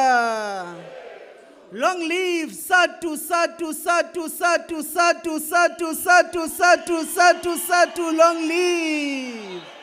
Long live COSATU, COSATU, COSATU, COSATU, COSATU, long live. Long live the South African Communist Party, long live. Long live the African National Congress, long live. Eita Sanko, Eita. Eita Progressive Youth Alliance, Eita. Eita the SADTU Student Chapter, Eita. Malibongwe. Gama lamakhosikazi. Tibulele kumphathi nkqubo, the Deputy President of SADTU, Comrade Cele. The President of SADTU, Comrade Mapila. The General Secretary of SADTU, Comrade Dr. Maluleke. The collective leadership of SADTU, the leadership of the Student Chapter of SADTU, leadership of the Alliance, the General Secretary of COSATU, Comrade Soli Petwe, and the General Secretary of the South African Communist Party, Comrade Soli Mapaila. The Central Executive Committee members of COSATU and the Central Committee members of the party, the domestic and international friends, and most importantly, the delegates of SADTU who are owners of this union. Comrade President, we want as the Federation to indeed thank you for inviting us to join you in this august occasion, which we are confident as the Federation that it will mark a milestone in the history of this glorious movement. SADTU has consistently stood tall in defending the rights of teachers and promoting the educational development of our children. The theme of this Congress says, mobilizing consciousness and uniting revolutionary professionals in strengthening foundational learning and functional skills to advance inclusive and sustainable economic growth in pursuance of a socialist society. This, delegates, is a powerful reminder of the pivotal role teachers play in shaping a better society. It is a reminder that teachers are not just workers. They are builders of consciousness, transforming society by instilling values of justice, of equality and solidarity in our children. SADTU, like COSATU, remains steadfast in its commitment to foundational learning and skills development, ensuring that we move forward towards a sustainable and inclusive economy and a socialist future that is free of racial and gender oppression. Comrade leadership, our schools are microcosms of the broader socio-economic challenges that are faced by our society, especially by the working class. Our learners experience the effects of unemployment, poverty and domestic violence and community decay. Our education system is under immense strain with overcrowding of classrooms, rising teacher-learner ratio, and schools that are often lacking basic safety and infrastructure. So, if this is what we must deal with, how can we expect success when learners arrive at school hungry or when their homes are filled with uncertainty and hardships? Despite these challenges, comrades, we must say that we have made notable progress since 1994.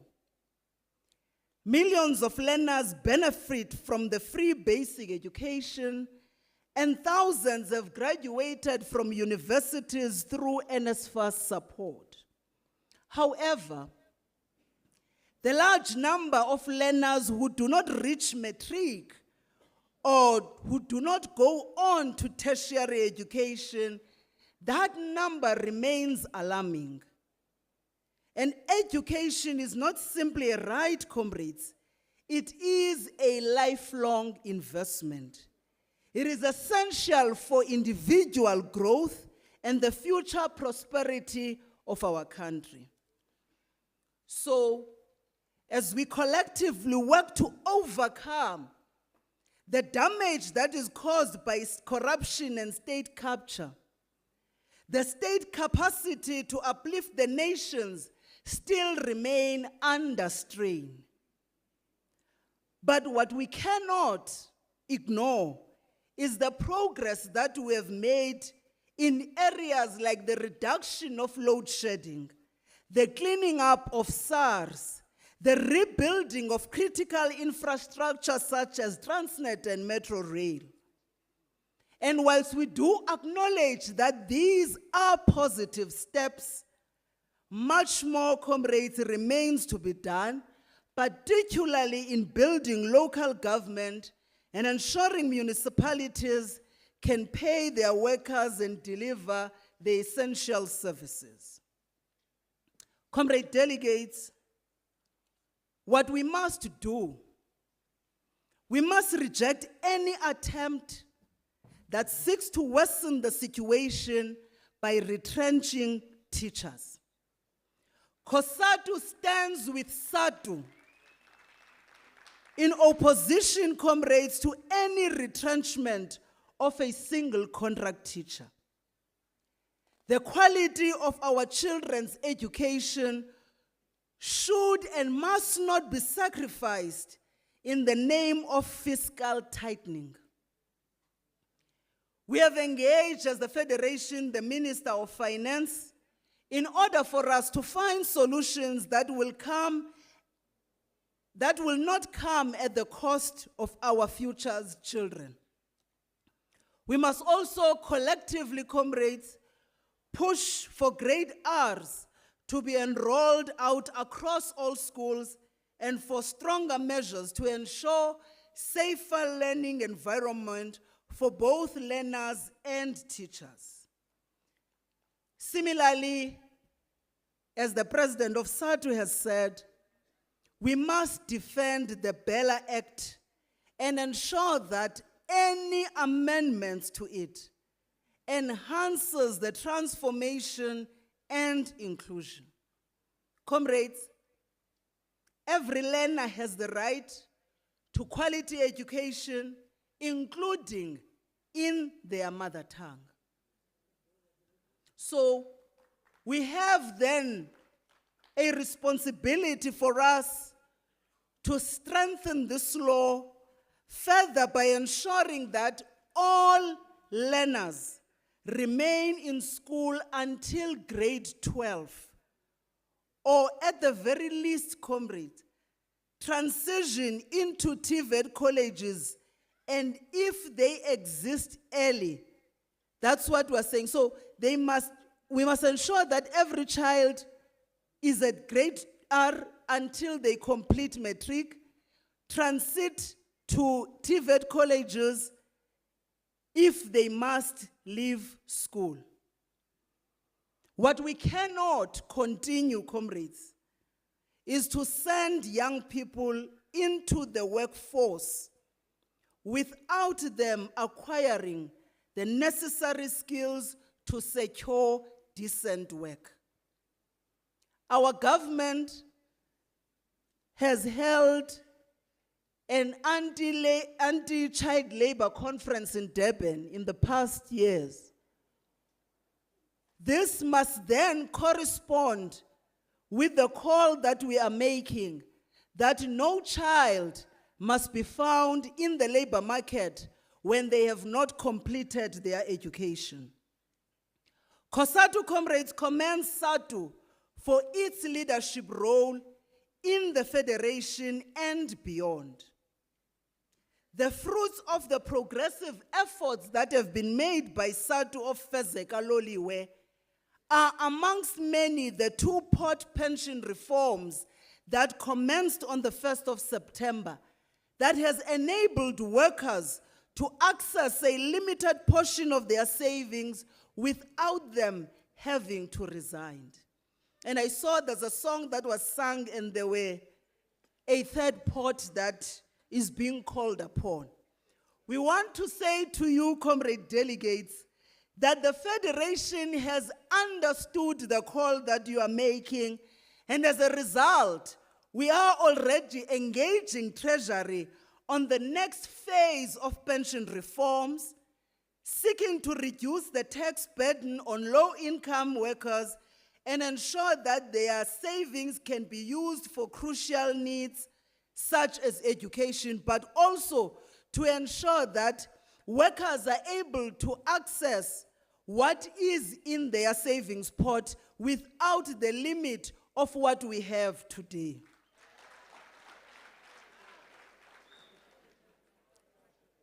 The SADTU of Fezeka Loliwe, comrades, has recently, we have welcomed the recent signing of the National Health Insurance Act, which is another significant step forward towards a call that we have always made as a federation of a universal health care for all South Africans. Additionally to that, the President has signed into law the Companies Amendment Act, which this act will expose wage disparities in the listed companies. What the President has also done is to sign the Public Procurement Act, which promotes local goods and tackles corruptions. These, comrades, amongst many, are important victories for workers' rights in South Africa.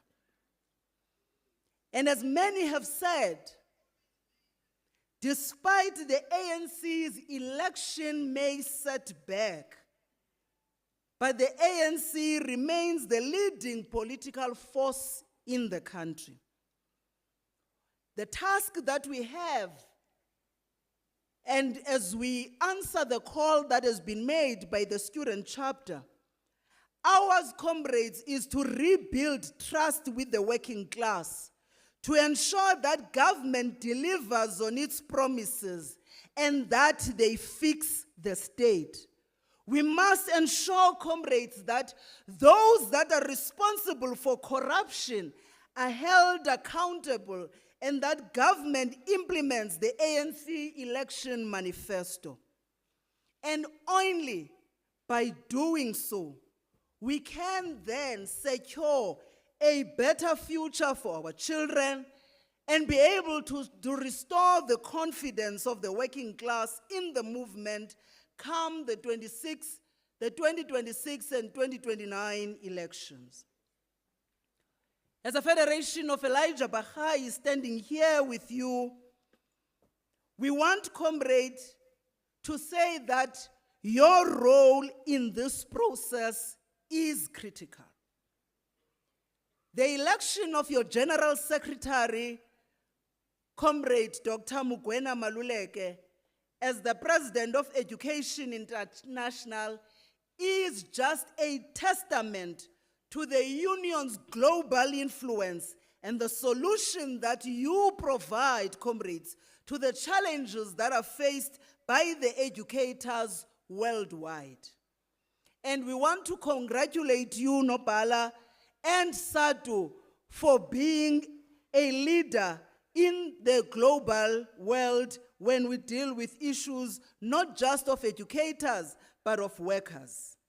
Comrade leadership, in these turbulent times, COSATU must strengthen its solidarity campaigns, both within Africa and globally.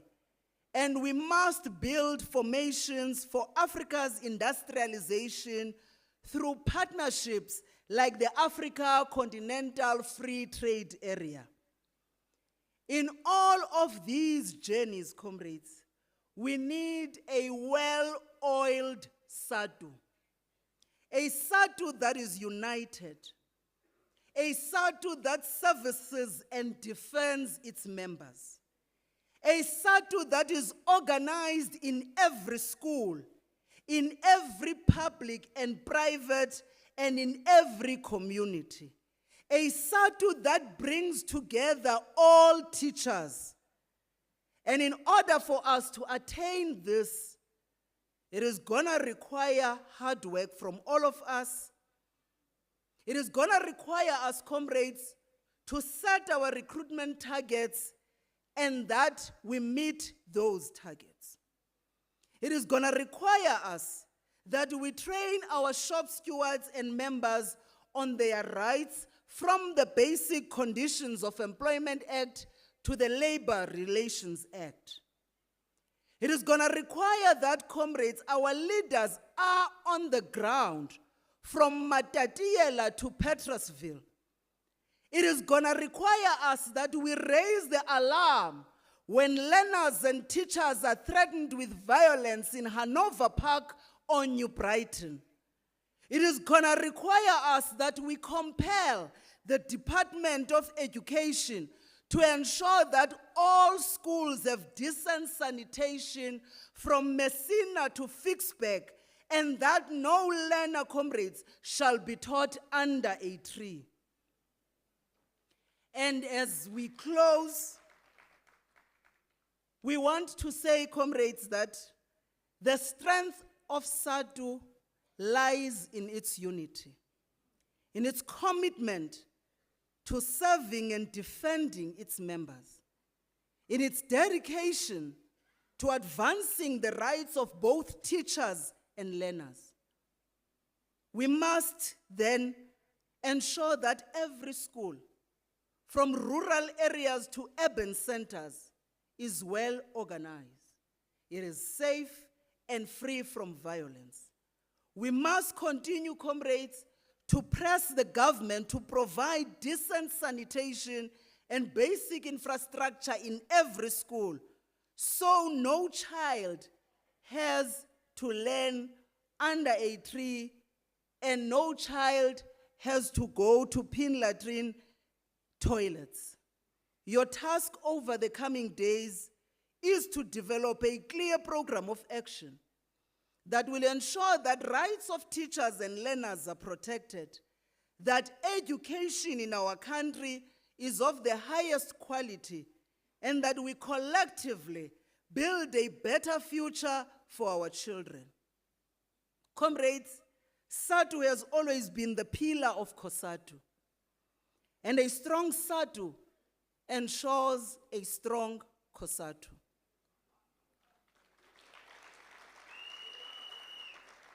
And we want to thank the outgoing leadership for your service, and we look forward to working with the incoming leadership and SADTU membership. Comrades, education is our weapon. Solidarity is our strength. Together we will build a better South Africa, and one that is free, equal, and just. Amandla. Thank you very much, President.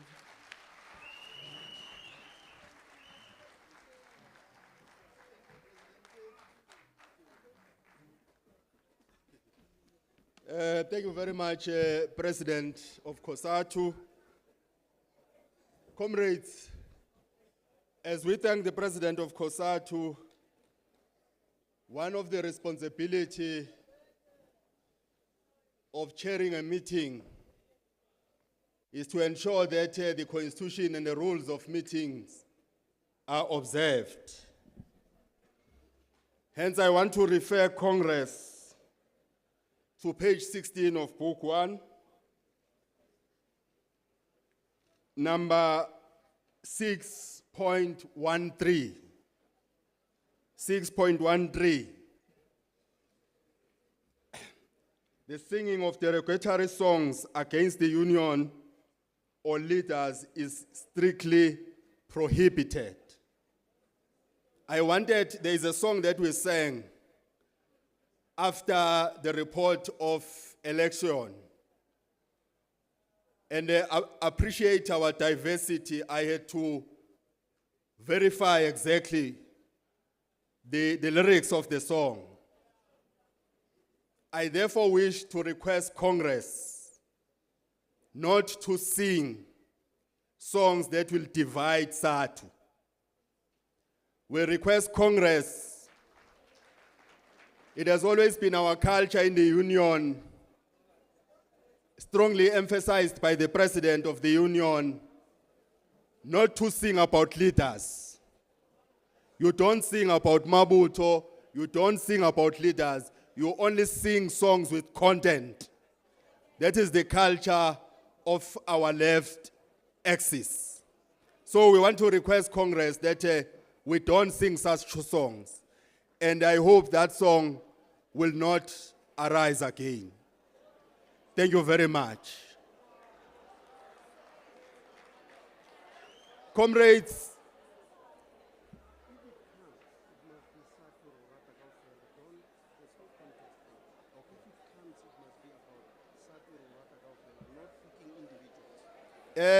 Amandla, the President is reminding me that if that song comes again, it will be SADTU ki urata kaofela. We sing about SADTU. SADTU ki urata kaofela. Comrades, Amandla, I want to call our ideological compass. I want to call, Tina, we are from the coast. eThekwini, there is the ocean. When you want to cleanse yourself, you go to the ocean to swim. And we believe that you should have cleansed yourself. We therefore want to cleanse ourselves by inviting the vanguard of the workers, which must give us our ideological direction. After the SACP will have spoken, I'm not going to come back. The president will come back and take over the next session. I therefore want to request comrades that Nisukumisi party with a very hot revolutionary song. The General Secretary of the party, Comrade Soli Africa Mapail.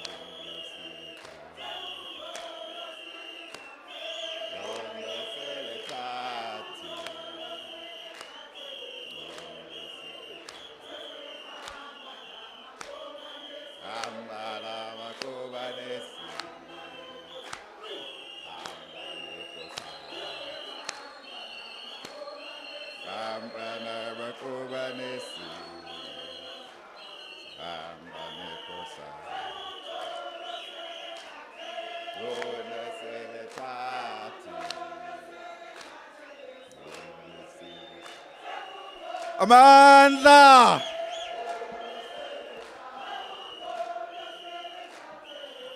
Viva SADTU, viva!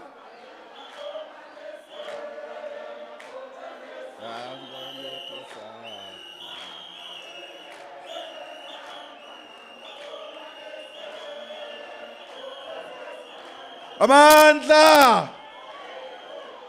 Viva SADTU, viva! Viva COSATU, viva! Viva ANC, viva! Viva the SACP, viva! Long live the Alliance, long live!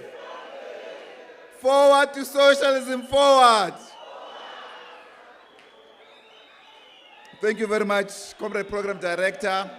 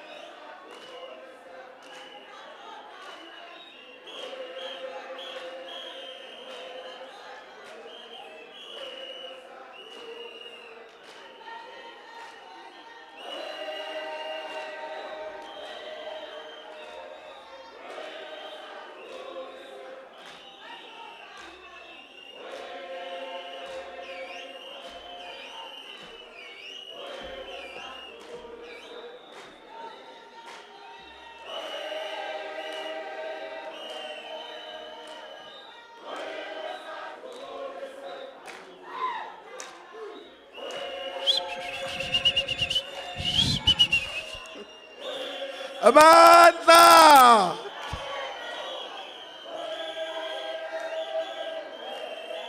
Long live SADTU, long live!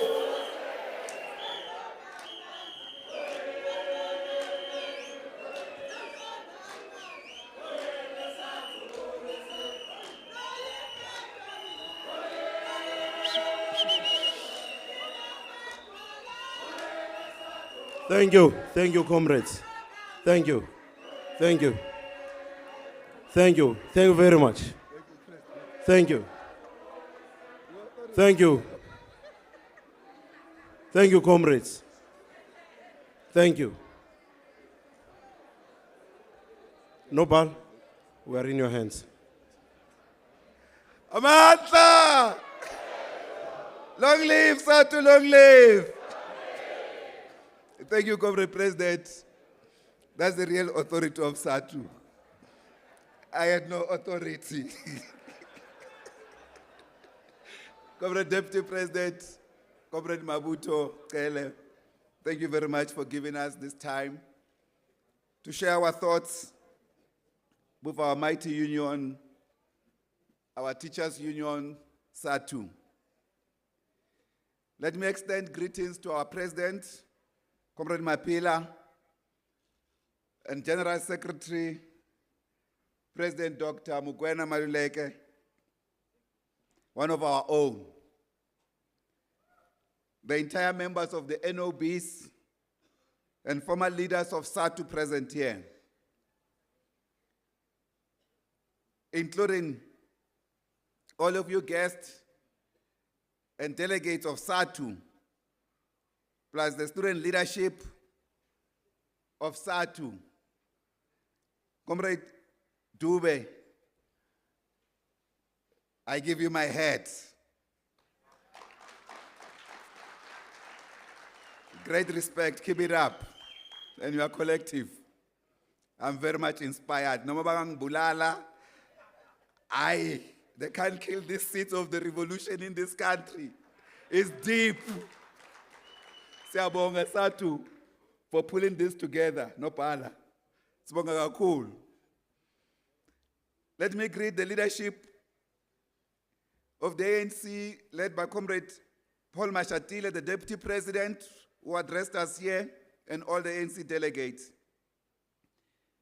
And great President Zingiswa Losi, and Comrade Soliphetwe, General Secretary and President of COSATU, and all leaders of COSATU present here, including COSATU affiliates. And the leadership of the SACP, led here by Comrade Matala Masuku, and other members of our CC, and all party cadres present here. In the leadership of SANCO, and indeed of our student chapter, and the rest of the broad alliance formations, our international guests and local guests, especially our guests who are from the international level, particularly from the front line of war and the genocidal war and attack by apartheid Israel on the people of Palestine. We give them special ovation, our comrades from Palestine. They come from a war situation to bring solidarity to this Congress.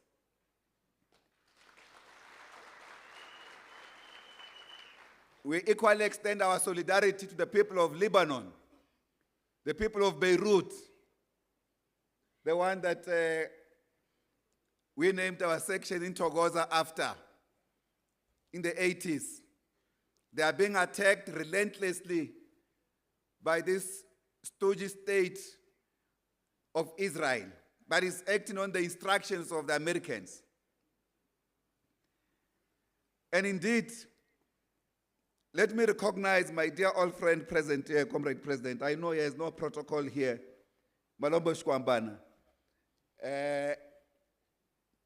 We took an oath underground when I was in the party underground work.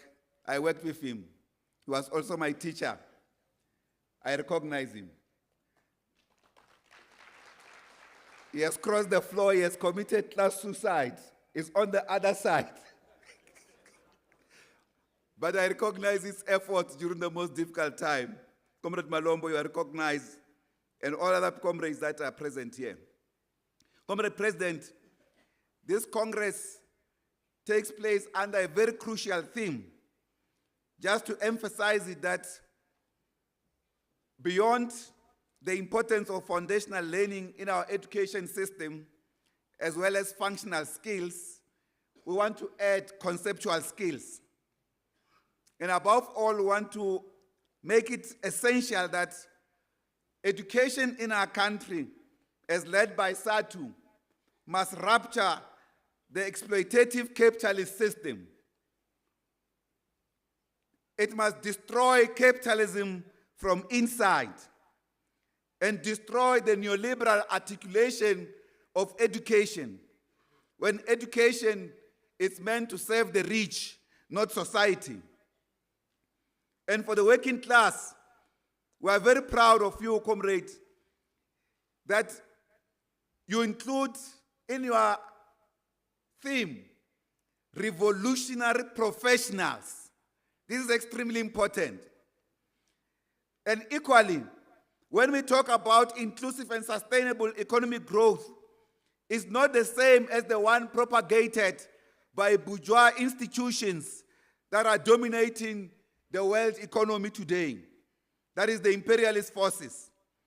They dominate this institution in order to maintain and deepen the exploitative nature of capitalism and to sustain the paradigm maintenance of capitalism.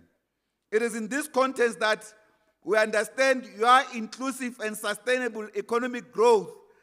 It's about saving the economy from the minority that are dominant today and including everybody in the economy, the exploited majority of our people. But capitalism, when it talks about inclusion, it wants to exploit all of us. That is why this system has to be demolished completely, especially in our country. We want to say, comrades, capitalism only survives from disparity in income distribution, from expropriation of production of work by labor. And under the capitalist system, workers are exploited continuously in order to sustain a capitalist economic growth. We don't need a capitalist economic growth. We need a people's economic growth in our country so that we can kill poverty and unemployment in our country. Our stock exchange, it's full of trillions of money, and yet our people are living in difficult conditions with no food. Majority of them sleep in hunger. Whereas the rich, every single day, most of them are dying from overeating. It is therefore, comrade, reasonable that we should expect this Congress of SADTU to qualitatively talk about the pursuit of a socialist society as your theme states and challenge the dominant capitalism of today, which is neoliberalism, and its notions. One of the fundamental problems of neoliberalism today, neoliberalism is modern capitalism. Neoliberalism's main task, or the modern capitalist duty today, is to appropriate the power of the public sector, the power of the state, so that all social services, all services that are provided by the state are provided by corporations who are unaccountable to the people, who also commodify the services that everyone must have access to. That is why we must confront and defeat capitalism in our country. You can have the richest country in the world, the United States, just counting only its debt. It has 35 trillion US dollars in debt of its budget. The African continent as a whole combined, the GDP is less than 5 trillion US dollars. There in that country, beyond that debt plus its 21 trillion economic budget, they still cannot end poverty because this money is concentrated in the hands of the minority few who do not want to share with society. We even have one chap there who was born in this country, Elon Musk. He's one of the richest guys in the world. He's worth more than 50 African countries combined. They say he's possibly going to be the first trillionaire in the next 10 years. What are you going to do to be a trillionaire with such kind of money when the people are suffering worldwide? This is the problem of capitalism. Therefore, this system has to be removed.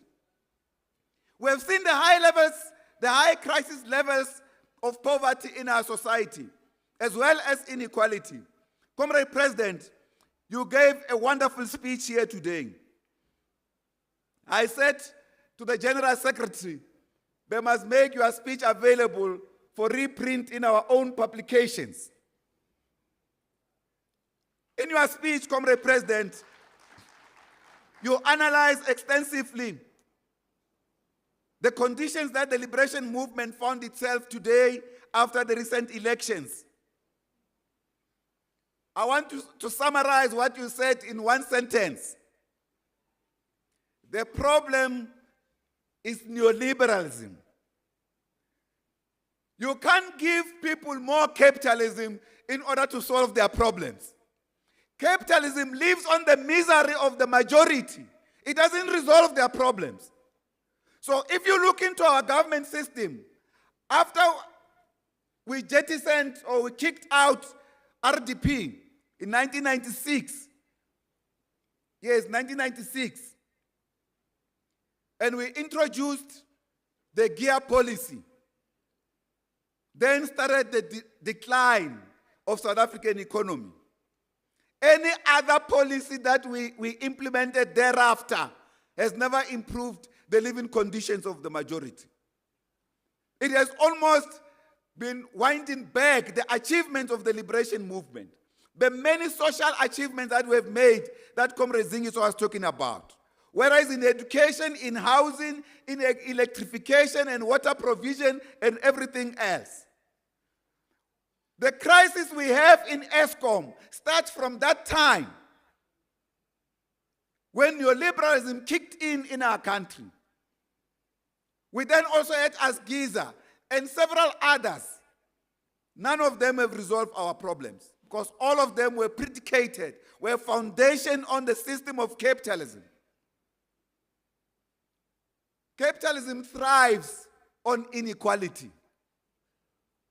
So for us to move forward, for us to turn a page, to turn a corner, we need to do away with neoliberalism in our country. We need to start first by taking over the control of monetary policy, that is money policy. How do you have money policy that says the government has no money and yet you are the producer of money? Because the US says so. They say you must peg this money with gold. The US stopped pegging of money with gold in 1972, way back. But they still insist that we must do so today. Therefore, you can never have a monetary policy that can tackle the crisis in education. You know, during COVID, President Mugwena Maluleke of Education International, congratulations, good achievement.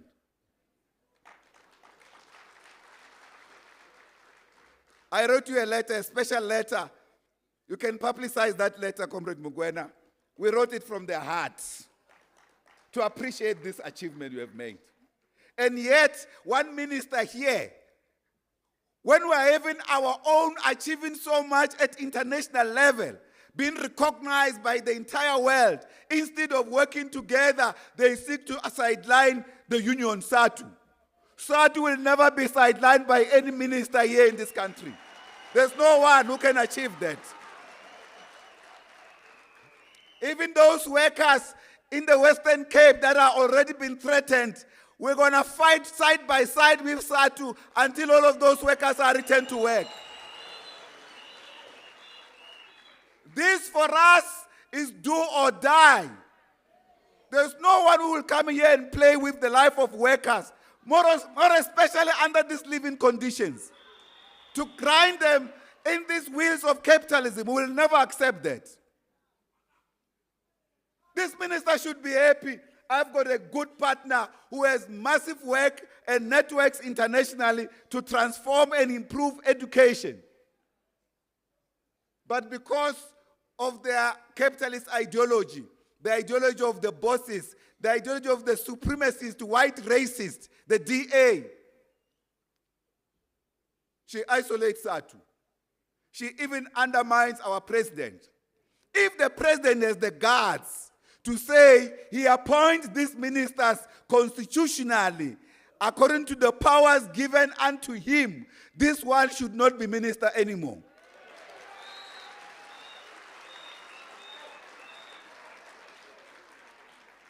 You cannot have a minister so defiant and yet she keeps the office. On what basis? On what justification? There's no need for such. I think, comrades, it is important to say the austerity measures. Austerity means budget cuts. That's what it means. Budget cuts of social services by neoliberal book. That's what they say. Now, the point I wanted to raise before this point, Comrade Chair, is that during COVID-19, the government of India wrote off over 350 billion US dollars of money that they invested in education, that they borrowed education in India to build good schools, high quality schools, and improve education from early childhood up to tertiary level. The government is able to write this thing off. Here, we continue to cry about a backlog of infrastructure in African communities, in poor communities, in rural areas.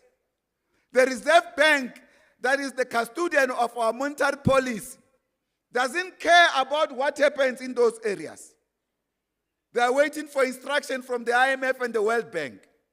We need to take back the Reserve Bank into the hands of revolutionaries and use it as a tool of transformation and change.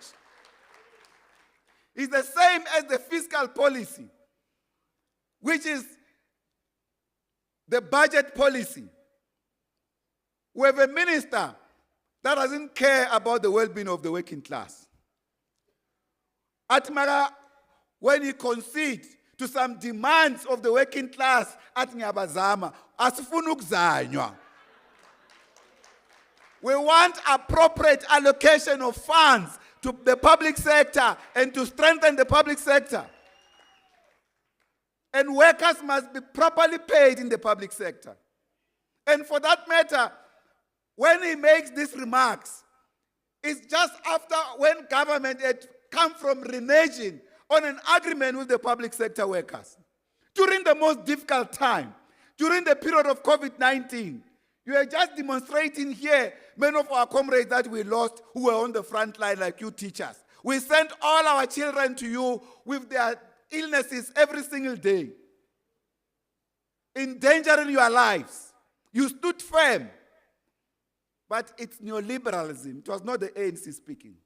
It was neoliberalism speaking. Simply saying, there's no money. There must be budget cuts.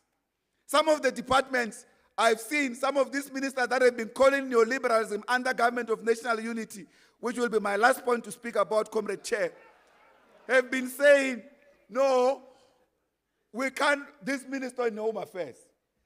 This minister says, I can't believe that the government here, you only have 40% staff capacity. But when he was that side, every single day he was saying we need a lean state. When we see long queues in Home Affairs, people blame workers and say these workers are not doing their jobs. In every other public sector, they don't say the workers are understaffed and overworked all the time. Some of them don't even take breaks. When we say so, they don't listen to us. And the addicts inside our own movement, neoliberal addicts, they implement this policy without looking back. That is why, Comrade President, your single answer in your analysis of why we lost these elections is neoliberalism. It is neoliberalism that denied our people electricity, that denied our people water services, that made our living conditions run of sewage all over. Coupled with its own inherent corruption, because capitalism as a system is thinking it's corrupt. There's no way in the world where capitalism is not corrupt. Even in the USA itself, the current president or the former president in the USA has gone into, is in court on the basis of corruption. Even this current one who's outgoing, Biden, his own family and everything else, they see political office as a platform to strike deals for themselves. That's why they go to war all the time, so that the corporations behind them, whether it's the oil industrial complex or the defense industrial complex, must benefit all the time. We should not allow this thing to happen here in our country. We must fight against neoliberalism. At the same time, Comrade Chair, it is important to say that SADTU played a critical role in the recent elections. As part of COSATU, as well as the entire alliance, we want to thank you once more for supporting our work in the elections. Comrade from SADTU, no pala siyabonga kakhulu. When we were stranded, we had no capacity, we came to you, and you were very helpful to us in order to do the elections work.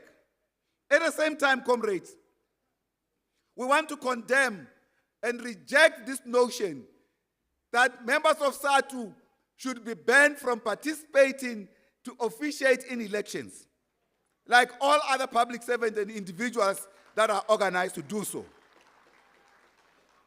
We say to the IEC, this is discriminatory and it must be stopped. The people with capacity must be allowed to run these affairs.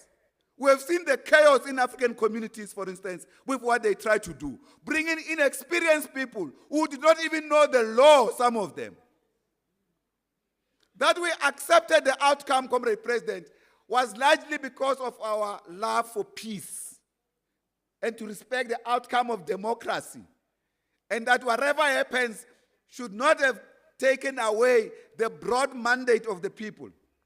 But we must also say to IEC, you need to go and check your systems. Why do you continue to use systems that are technology of Israel, that we are in conflict with? This is unacceptable. That technology should not be used going forward in our elections. Coming with the next local government election, it should have been changed. You can't be an adversary of a country and use its own technology. It's unacceptable. At the same time, comrades, we lost these elections. We say we suffered a strategic defeat as a movement. But when we were in the campaign, we had other forces that were campaigning against us. For example, when we campaigned for the national minimum wage across the board, the DA campaigned against it. When we campaigned for the national health insurance, the DA campaigned against it. When we campaigned for the transformation content of education, leading to what we call the Bella Bill, the DA campaigned against it. On the contrary, they campaigned for privatization of education. That is why, on the day we convened the May Day, the DA marched to COSATU House, the headquarters of COSATU. Yabona, President, basitelela kabi laba bantu. Ubona ukuthi ngempela ubulungu bubuyile. They were lucky to have chosen that day that they knew we were all in the rallies. I dare say they should have arrived there when we were there in our headquarters. We are headquartered at COSATU House, which we are very proud to be. They said COSATU and its allies are the ones that are responsible for unemployment in this country. What a blue lie. The media regurgitated this thing. What's happening in the media, in the political desk of the media? That the political officers, the editors, do not know a truth and a lie. It's unbelievable. But it's not surprising. The media was brought into this thing to remove the movement from political office, together with their imperialist allies. That's the truth. At the same time, comrade, when we went to post-elections after we lost, we then had a setup by government of this government of national unity. We rejected it on principle. The first thing is that this should have allowed the alliance movement to reflect on the outcomes of elections, to correct our own mistakes. At the same time, not allow us to go and work with the enemy. Instead, to undergo deep self-introspection. But primarily, clear ourselves from the control and any obligation towards capital. Whatever we have conceded to capital, now that capital entered the political terrain and wanted to remove the liberation forces, we had no further obligation to capital by any means possible. If you want to prove that capital entered the political terrain, go and check the third quarter and the fourth quarter of the IEC political party funding. You will see where the money of the Oppenheimers was going. On these 2 quarters, between February and end of June, they were given all parties opposed to the ANC. They are the one that set up the Moonshot Pact, capital. So much that the ANC knows, and it must tell the truth, even in these negotiations of the GNU, in some instances, the DA was negotiating for other parties, including the IFP. On what basis does it have authority on other organizations? Because capital was funding all of them. They were one thing. BOSA, Rise Mzansi, IFP, DA, all of them funded by one main source, 2 key components, the Oppenheimers and their friends, to remove the African National Congress. Why do we allow them to continue to keep our minds? These minds do not belong to individuals, by the way, if we go through the Freedom Charter properly. But in respect of democracy, we have allowed them to do so. So what this thing represents, comrades, in ideological terms, it means there's now maturation of class contradictions in South Africa, where the point of patronizing each other has come to an end.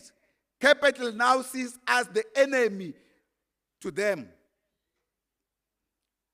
Why do we want to continue to patronize capital, even when they want us out? Because they felt that the ANC can no longer guarantee them profits.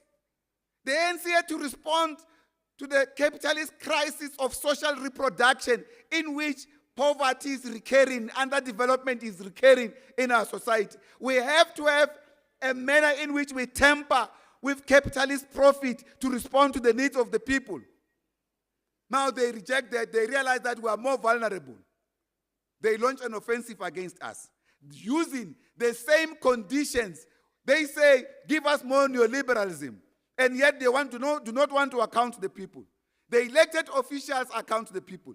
The biggest lesson for us is that we must never hand over public power to private entities that are not accountable to the people. This strategic setback, comrades, was also a point in which the GNU now, we can tell you, it's a rightward shift of policy.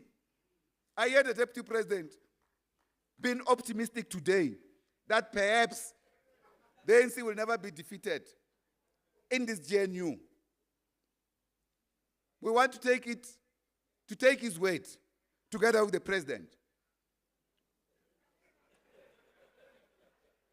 Because for as long as the primary policy of the GNU is neoliberal capitalism, there's no way in which it's going to improve the lives of the people. It's going to still regurgitate on the same step until the ANC is incapacitated to respond and fully be trusted by the people of this country.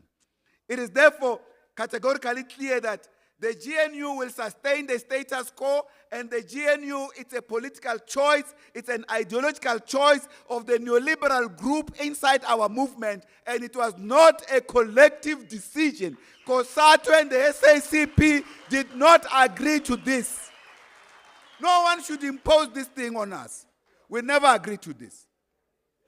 If we say we never agree to this, it doesn't mean that we do not say the GNU is a reality. These are two different things, but we never agreed to this. The two of us. Your federation and the Communist Party never agreed to this. We are dealing with it as a reality now. Of course, we are having an alliance meeting to sort out this particular problem.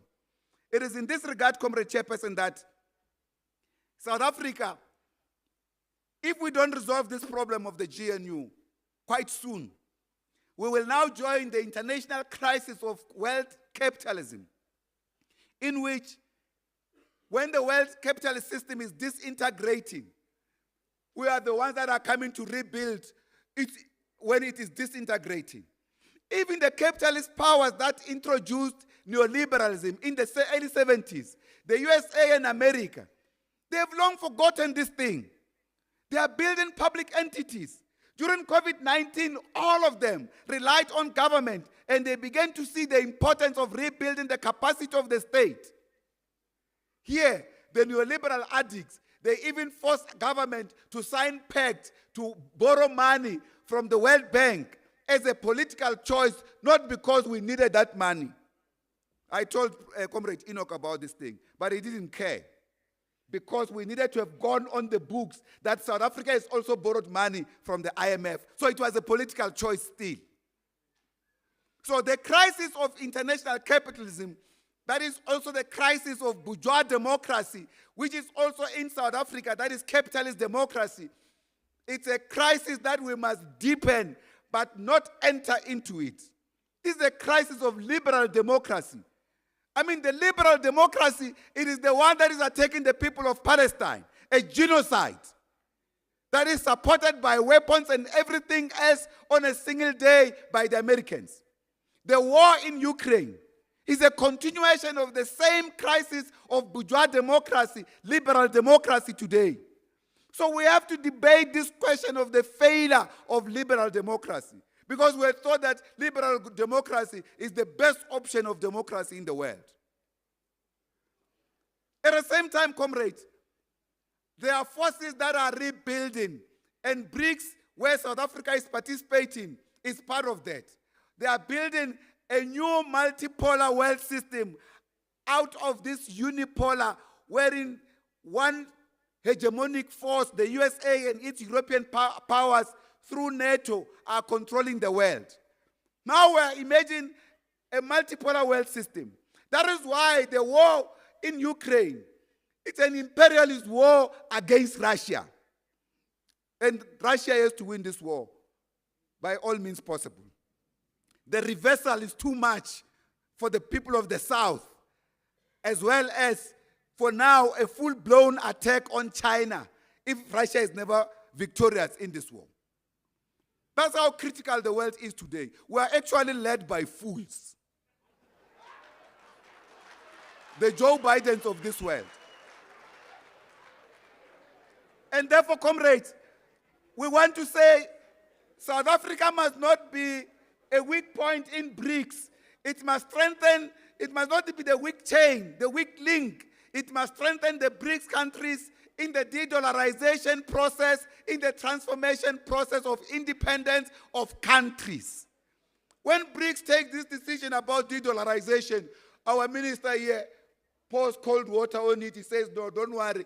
That thing will take many years to come. How do you say it takes many years to come?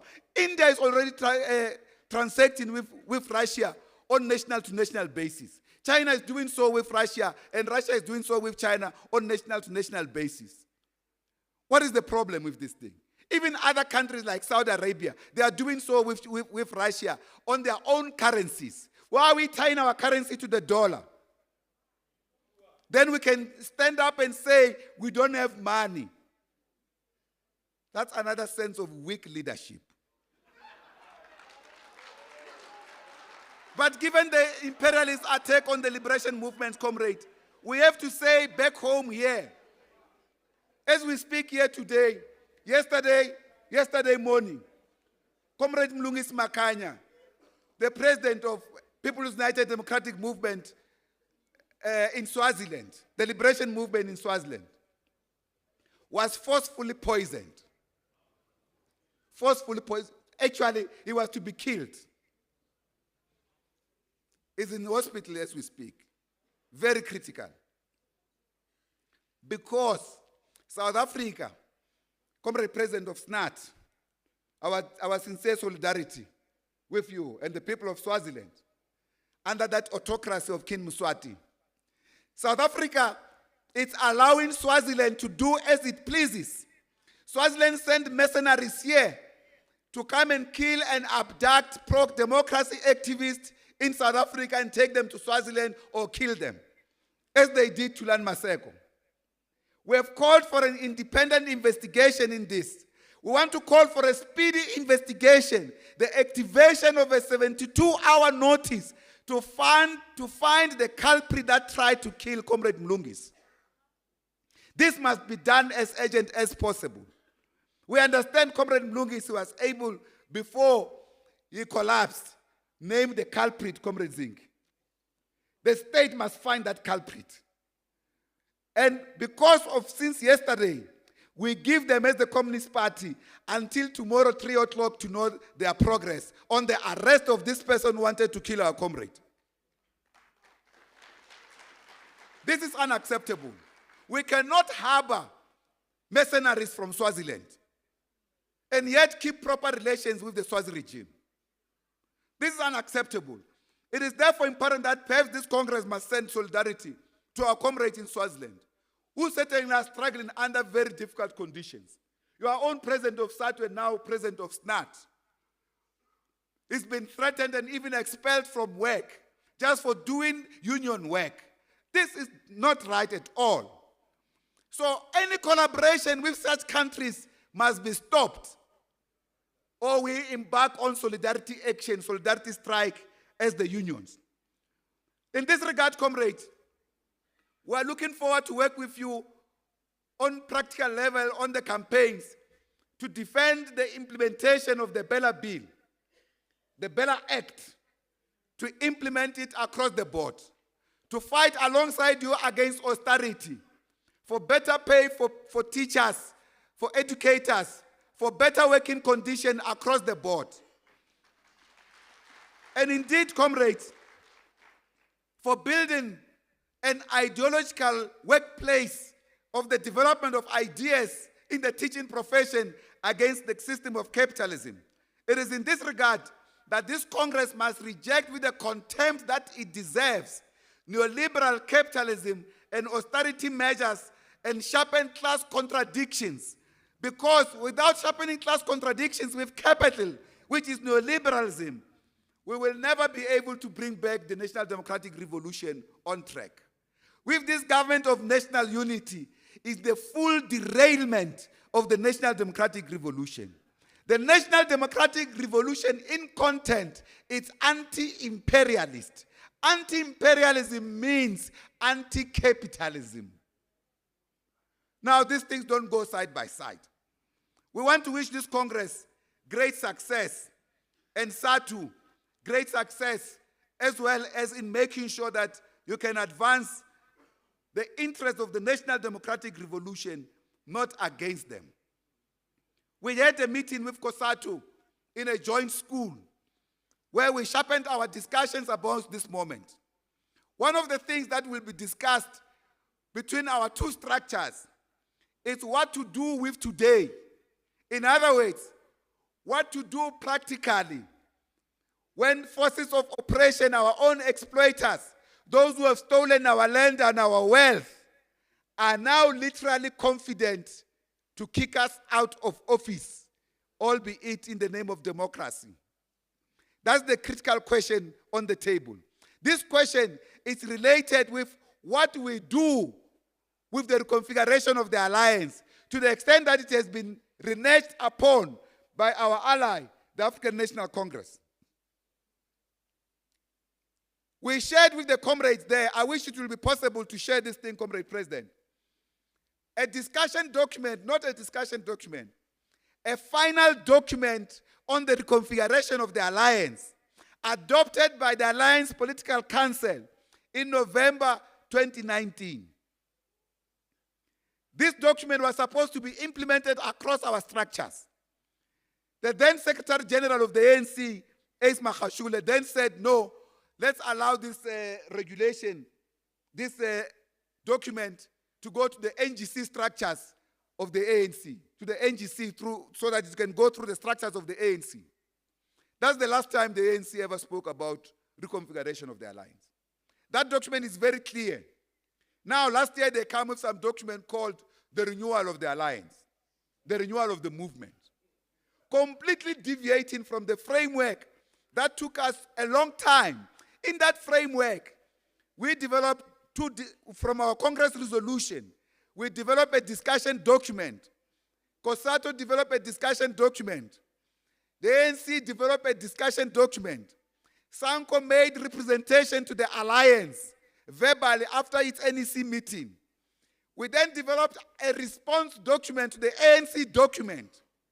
And finally, we had a joint document of the alliance. That document must be implemented. Without the implementation of that document, comrade, the future of the alliance is in crisis.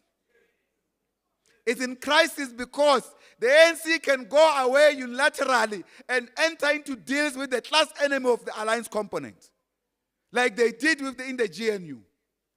And they will expect us to follow into that particular framework. It is in this regard that this question must also be properly debated and discussed.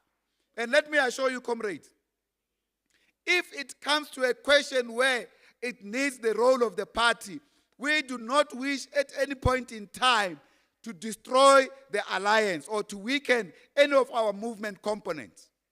At the same time, it's important to say we are not afraid to stand on our own to confront neoliberal capitalism and those who have sold out the National Democratic Revolution. That point must never come. We are clear, and we think the only way, in the absence of the reaffirmation of the reconfiguration of the alliance by the ANC, that there's renege on this, not all of us, the ANC, is a consequence that now they even respect all non-entity political parties, including this party of the PA. They have more respect to that party than they have to its or to their own allies. They listen more to the DA than they listen to its allies. For instance, we can put it on the table here. We did discuss cabinet. We rejected this minister taking over education. We were not listened to because the deal was made. The DA stayed and said they bargained hard. Yes, the following day after the announcement of cabinet, he came out and said, we bargained hard and we are represented in 12 clusters of cabinet. No single alliance partner here can say we are represented in all clusters of cabinet. We participate in good faith that the ANC will take our views across the board into consideration. They don't do so, but they do so for the DA. It's high time that the ANC learn to respect its allies and the masses of this country. Amandla! Forward to socialism, forward! Thank you very much.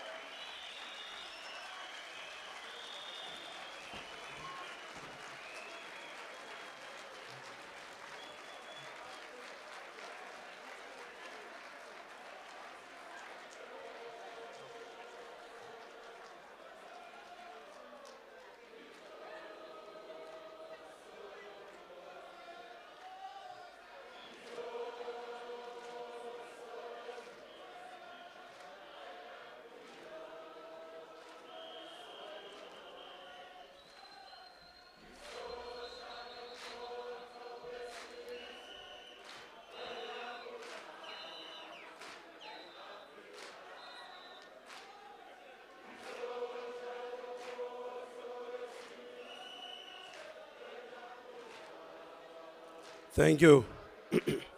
Thank you, comrades. Thank you, comrades. Thank you. We would have loved to. Thank you, comrades at the back. Thank you. Thank you. Western Cape, Mpumalanga, Eastern Cape. Comrades at the back, thank you. Thank you. Thank you. Mpumalanga, Northwest. Northwest. You know, earlier this afternoon, Comrade Mazocho Dugwe raised a point of order. And when everybody else thought that he was calling for a point of order from the front table, he was actually calling for a point of order from within. When he realized that, no, this is not how the organization I'm leading and the province I'm leading should continue to do, he was trying to say, hey, you can't do it. I don't want the president to call me to say, please assist us. So, Northwest, Maingani there, Mpumalanga, Comrade Briggs, when we request you to please enjoy the comfort of your seats, please assist us. Please assist us. So we want to immediately request the GS, no more singing. We are going into adoption of minutes, adoption of standing committees, receiving of NGC resolutions, and the rest we'll do tomorrow. You can see item 24 we're not going to be able to deal with because it's a very lengthy one. GS, I'm not going to come back here. I will assist from where I will be seated. Thank you.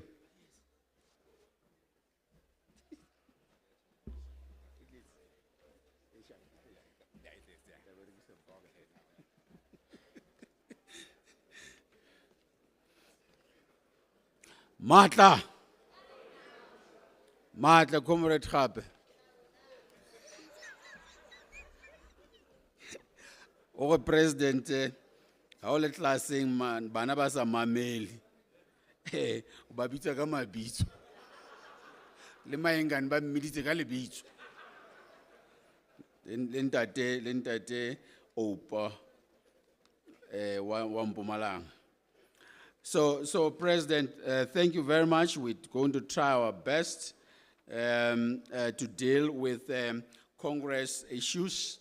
We hope that this is a closed session as we deal with the minutes. So the minutes of 2019 Congress were circulated to our union structures as required by our guidelines at the back of our own constitutions. And I need to emphasize that because it is what the guidelines provides that we do that for corrections. We did our best and we did not receive any corrections on 2 occasions. So we want to put this to the Congress for the Congress to adopt the minutes because we did not receive any corrections. We're hoping that the comrades, when they were looking into the minutes, they found no faults or omission. So we move, Comrade President, for the adoption of the minutes of 2019 Congress. Thank you, GS. The minutes of the 9th Congress are on pages 23 to 84. Having been circulated well in advance, the Secretariat moves that we accept the minutes as a true reflection of what happened in that 9th Congress.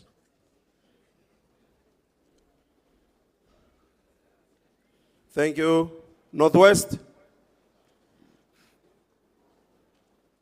Mpumalanga.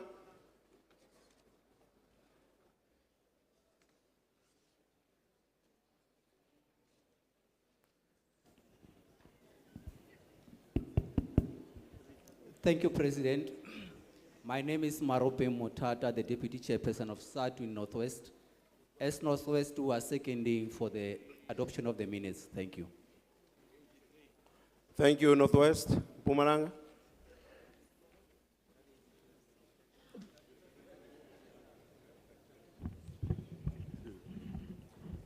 Thank you very much, President. Opa Budibe, Chairperson Mpumalanga.